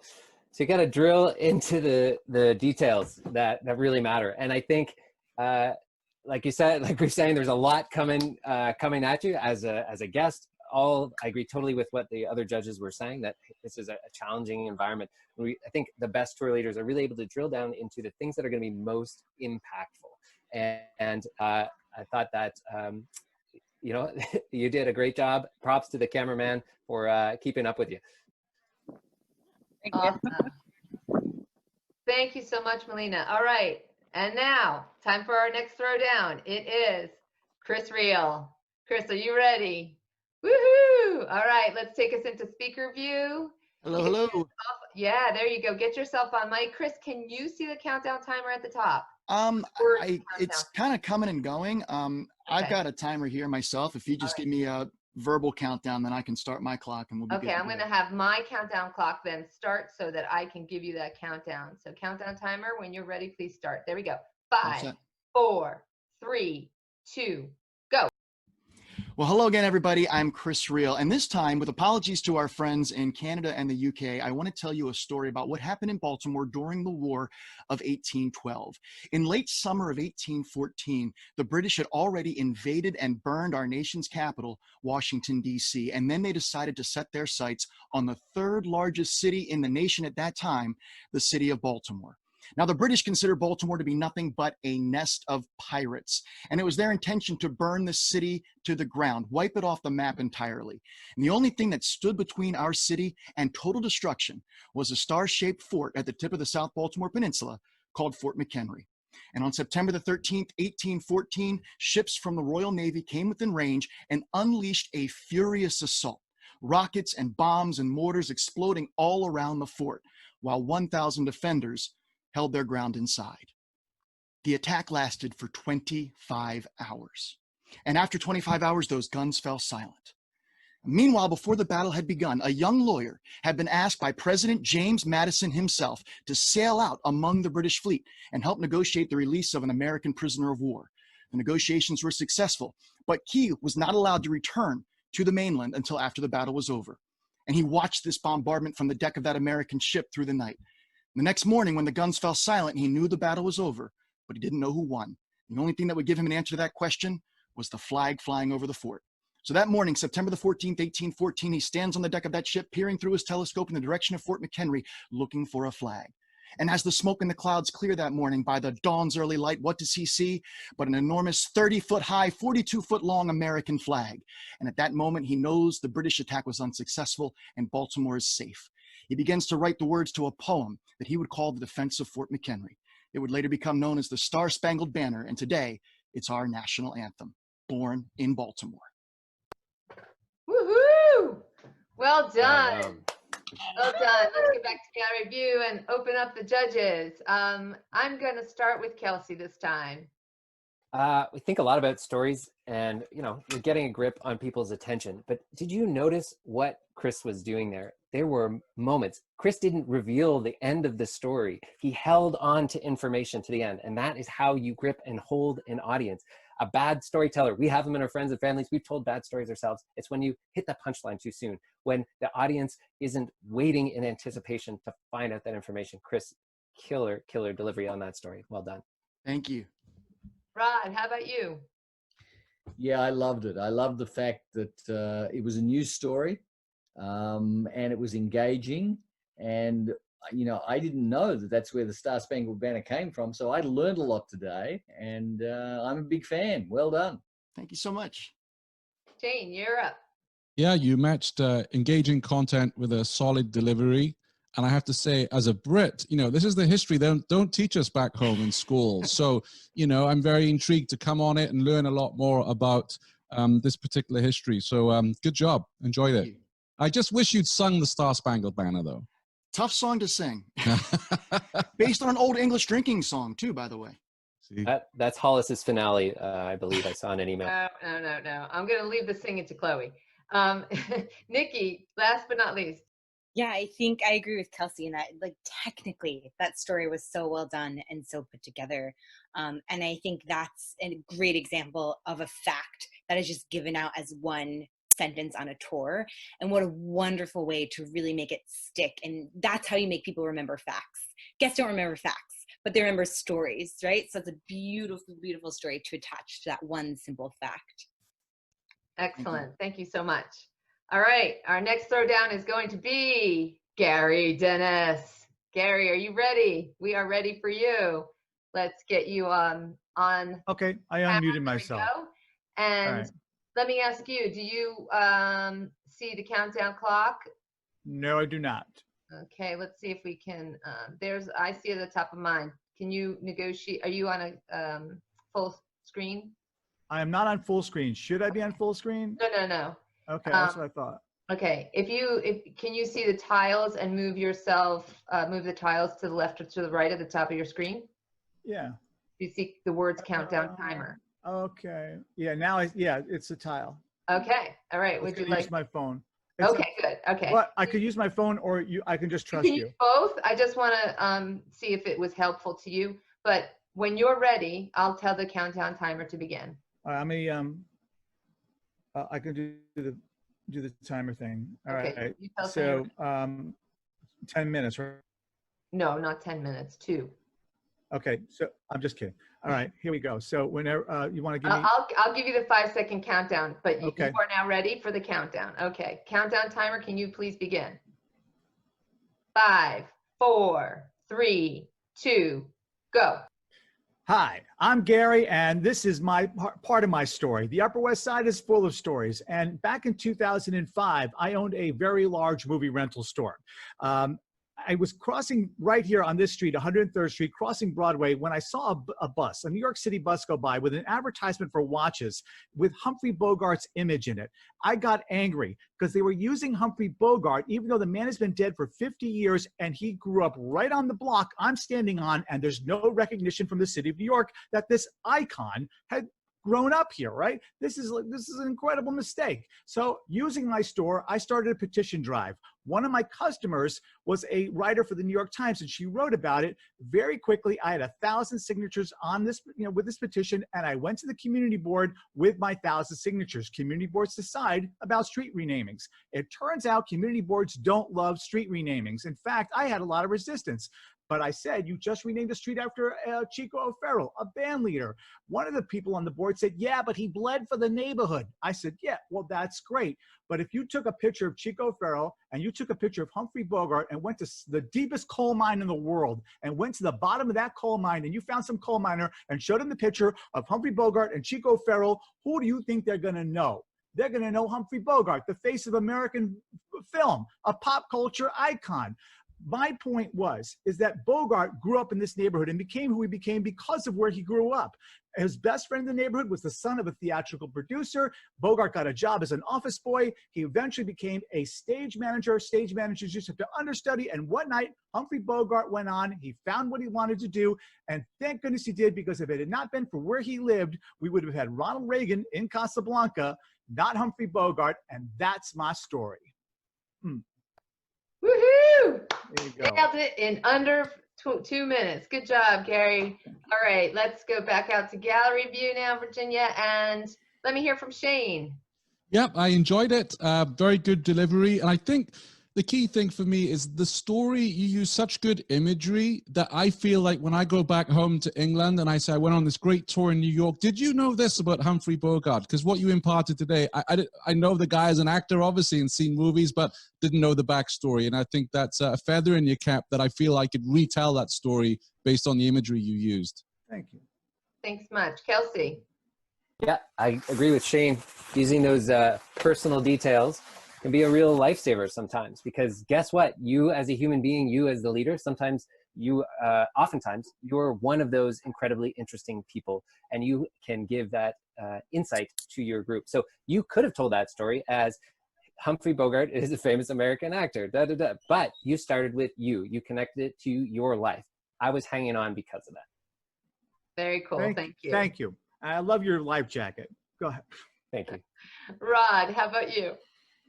Yeah, I thought the neat part about that story as part of a tour is that the tour guide is part of the story and becomes part of the city. So it's a really cool way of sort of upping the ante. It's not just about some old dudes that lived in 1880 or 1940 or whatever. The tour guide is actually part of the tour. So well done on that. Thanks, Rod. Thank you. And Nikki. I just love the personal element of it, bringing your personal story and telling your involvement in the story, and it just makes it such a New York story, and that one of your clients happened to write for the New York Times. Like, that's such a New York story, so it was really, really enjoyable to listen to. Thank you. Fabulous. All right. So last but not least, Chloe, are you ready? We're gonna put speaker view back on. There we go. We need to hear you talk, so you're there. Now, are you on a computer or phone? Do you want the countdown timer? I can see it. You can see it. Perfect. Okay, so are you ready for the countdown timer to begin? Countdown timer. Can we see you, please? 5, 4, 3, 2. This beautiful drive, you just might remember this drive for the rest of your days. 243 kilometers long, but we're traveling about 180 today. So many beautiful sights, beaches, cliffs, koalas, and rainforests along the way. The great southern ocean, I'll never forget the first time I saw your waves. Hasn't always looked this way. Before there was a road, there were whalers in these bays. And go back even further to find the owners of this place. Gotta be none. What the wrong and Wurundjeri. The Aboriginals, Australia's indigenous peoples, oldest continuous culture on Earth's individuals. Submission books begin from the first fleet's flight, landing here in the following fight. That ain't right. First Nations lived 60,000, maybe 80,000 years, no fear on this continent here. The land was free and in good hands, divided into countries with their own laws of land, 260 languages and cultural clans. Boomerangs to hunt, didgeridoos to dance. If you saw them, damn, you could tell they're advanced, but the British didn't give them a chance. And the ships came, boy, don't we know it. European bombing's not the best way to grow it. We could have worked as one to make this country great, but the British say it's take and they take, and now the land is stolen. In 1788 it was stolen. January 26 it was stolen. And the least I can say, maybe we should change the date of Australia Day. Back to the drive, look now, we've passed the Great Ocean Road sign, set here to memorialize lost soldiers' lives. In fact, the whole road's a war memorial of the grandest size. Took 30,000 and 3,000 men of the soldier kind. I know this road, I could drive the thing blind. Coming up now, limestone stacks of a special kind. Hey, how are you, man?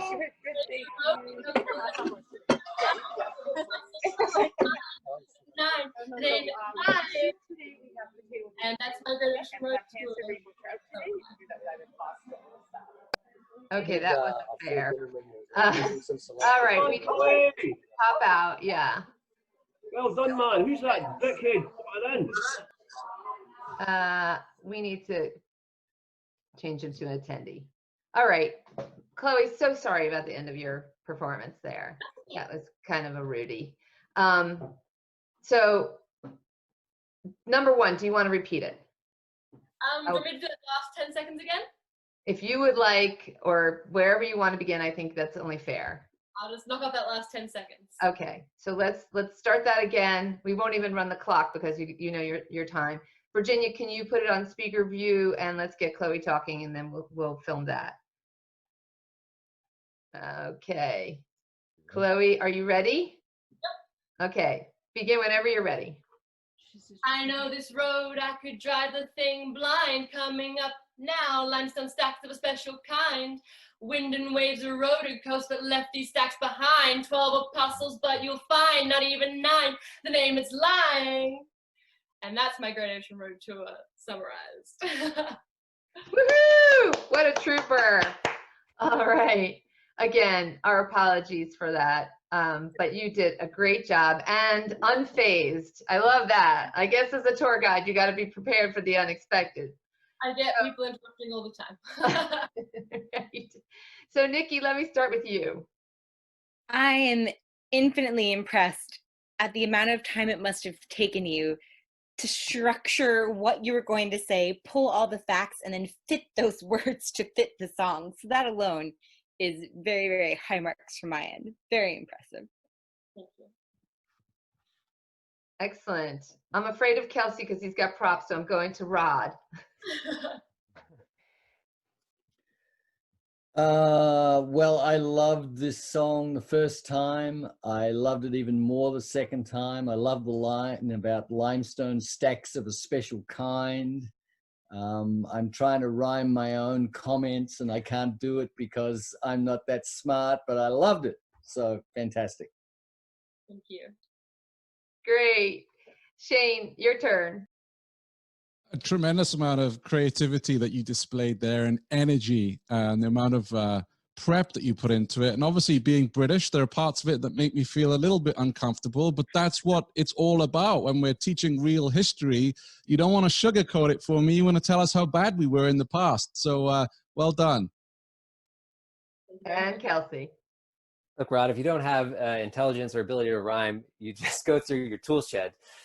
Look, we work with thousands and thousands of tour and activity business owners, right? Entrepreneurs through the Online Tourism Academy. And a great catch in a tour leader is somebody who can do what you just did, which was there's interruptions. There's a giant bus that stops by. There's an airplane that suddenly is like testing out how slow they can fly across the sky right above you. These types of interruptions and things come all the time. And the poise that you showed, like that's a great catch to me. Thank you. Yes, Chloe, thank you too. So what it's time to do now is it's time for the judges to tally their score, and we're going to open up the live audience voting. Now, we have 2 polls. Remember, we're going to ask you to vote for the grand prize winner, and the top vote getter will be allocated to the judges' score and factored in. We are then going to ask you to judge or vote for your audience favorite. And when we created these polls, we didn't know who was going to be the finalists. So I'm going to remind you, all the semi-finalists are in that poll, but you can only vote, you should only vote for the 7 finalists, because otherwise you're wasting your vote, okay? So I am going to launch the first poll, and I will remind you of who those 7 are. If you can't see them on your screen right now, I can see them, but I don't know what you in the audience can see. So I am going to launch the poll number 1 for the world's best tour guide Throwdown challenge winner. This poll is now live, and our 7 finalists, the only ones you should be voting from among are Karen Risco, Paul Stewart, Matt Levy, Melina Aguilar, Chris Real, Gary Dennis, and Chloe Prodissimo. New poll is live. If you want to vote for Paul, vote for Kevin.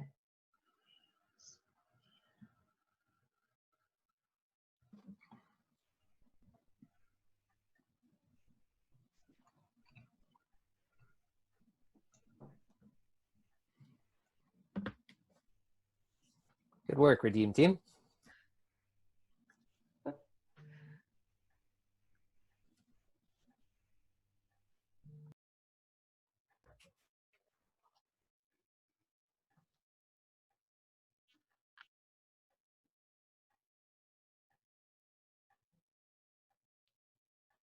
The voting is still happening.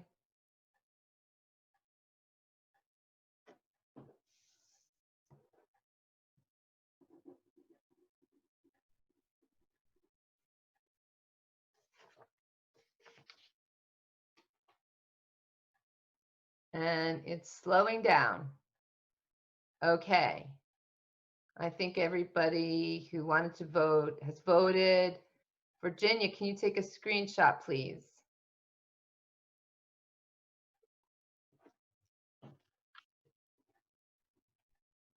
And can you let me know when you have it? Done. Okay, great. I'm going to end the poll for poll question number 1. And let's hope I can get poll question number 2 up, and I'll tell you what to do with poll question number 2. Okay. I'm moving on to poll question number 2 now. In this poll, the finalist who is missing is Melina Aguilar. So what we will do is we will have Eva Sila. If you want to vote for Melina, vote for Eva, okay? And I'm launching the poll now. This is for audience favorite. Go.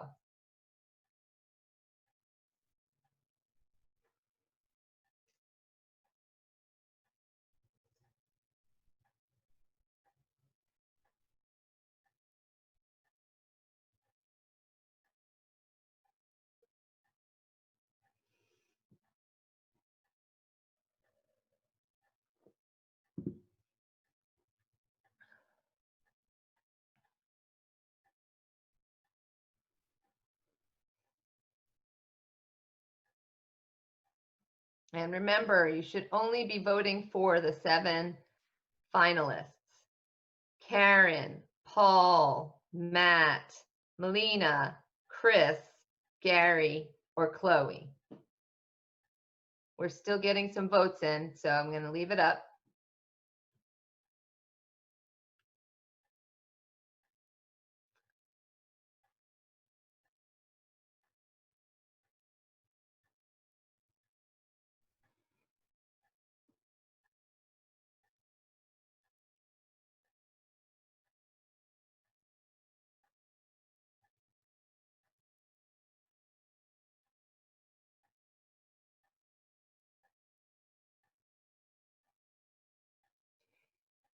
And if you want to vote for Melina, vote for Eva, I-V-A.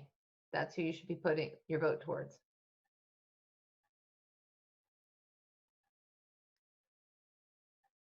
I'm going to give it another 15 seconds.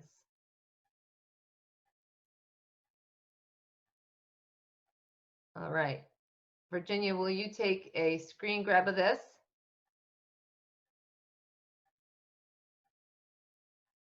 And let me know when you have it. Done. Okay, I'm ending the poll.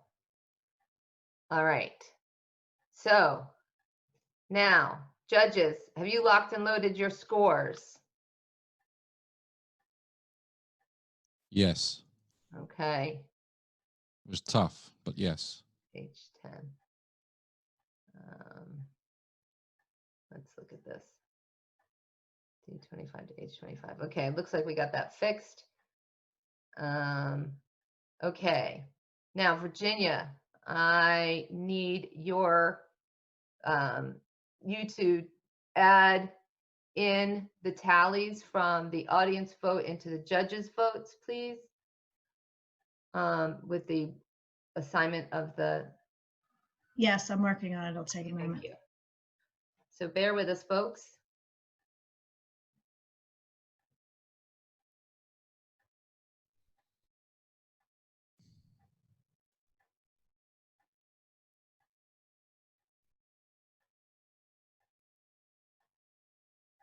I don't think anybody wants to even play Jeopardy music right now. I could cut this tension with a knife. I think Jonathan should unmute. I mean, he's jamming. Jonathan, can we join in? Jonathan, what you playing? Play some music for us.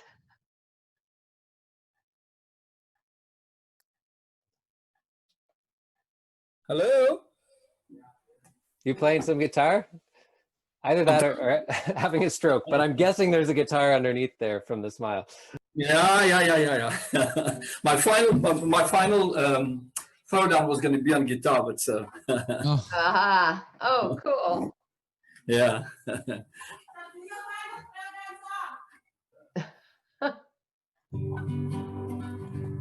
No, I'm playing.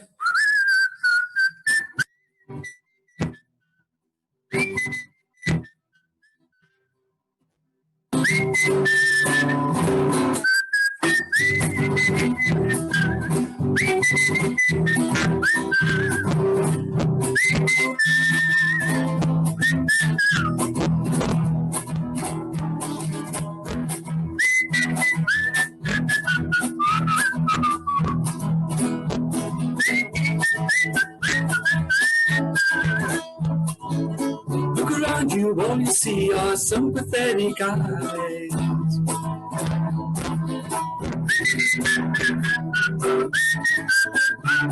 So yes to you, Mrs. Robinson, Jesus loves you more than you will know. Oh. God bless you, please, Mrs. Robinson. Heaven knows a place for those who pray. Hey.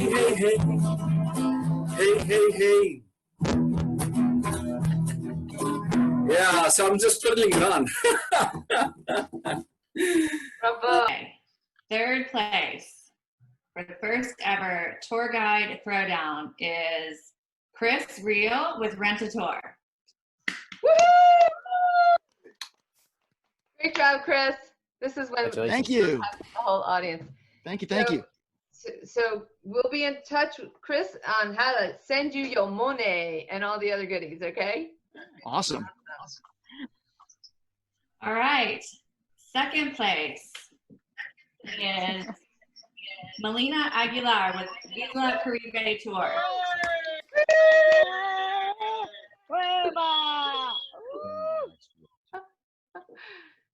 And same for you, Melina. We'll be in touch on how to get you all your goodies. Okay. First place, grand prize. No. Let's do audience. Okay, we can do audience. So audience favorite is Melina Aguilar with Isla Caribe Tour. He's a double winner.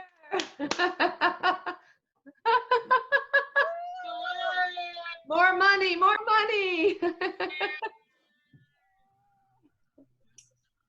All right, drum roll, please. Grand prize winner is Chloe Produsimo with Go West Tours in Australia. Woo!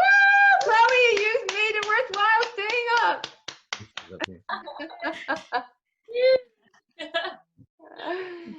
Well done. Thank you so much, everybody. So we are already like a half an hour and more over time. You guys have been great. Thanks for playing along with our wacky, crazy idea. I hope you had fun. I hope you and the audience had fun.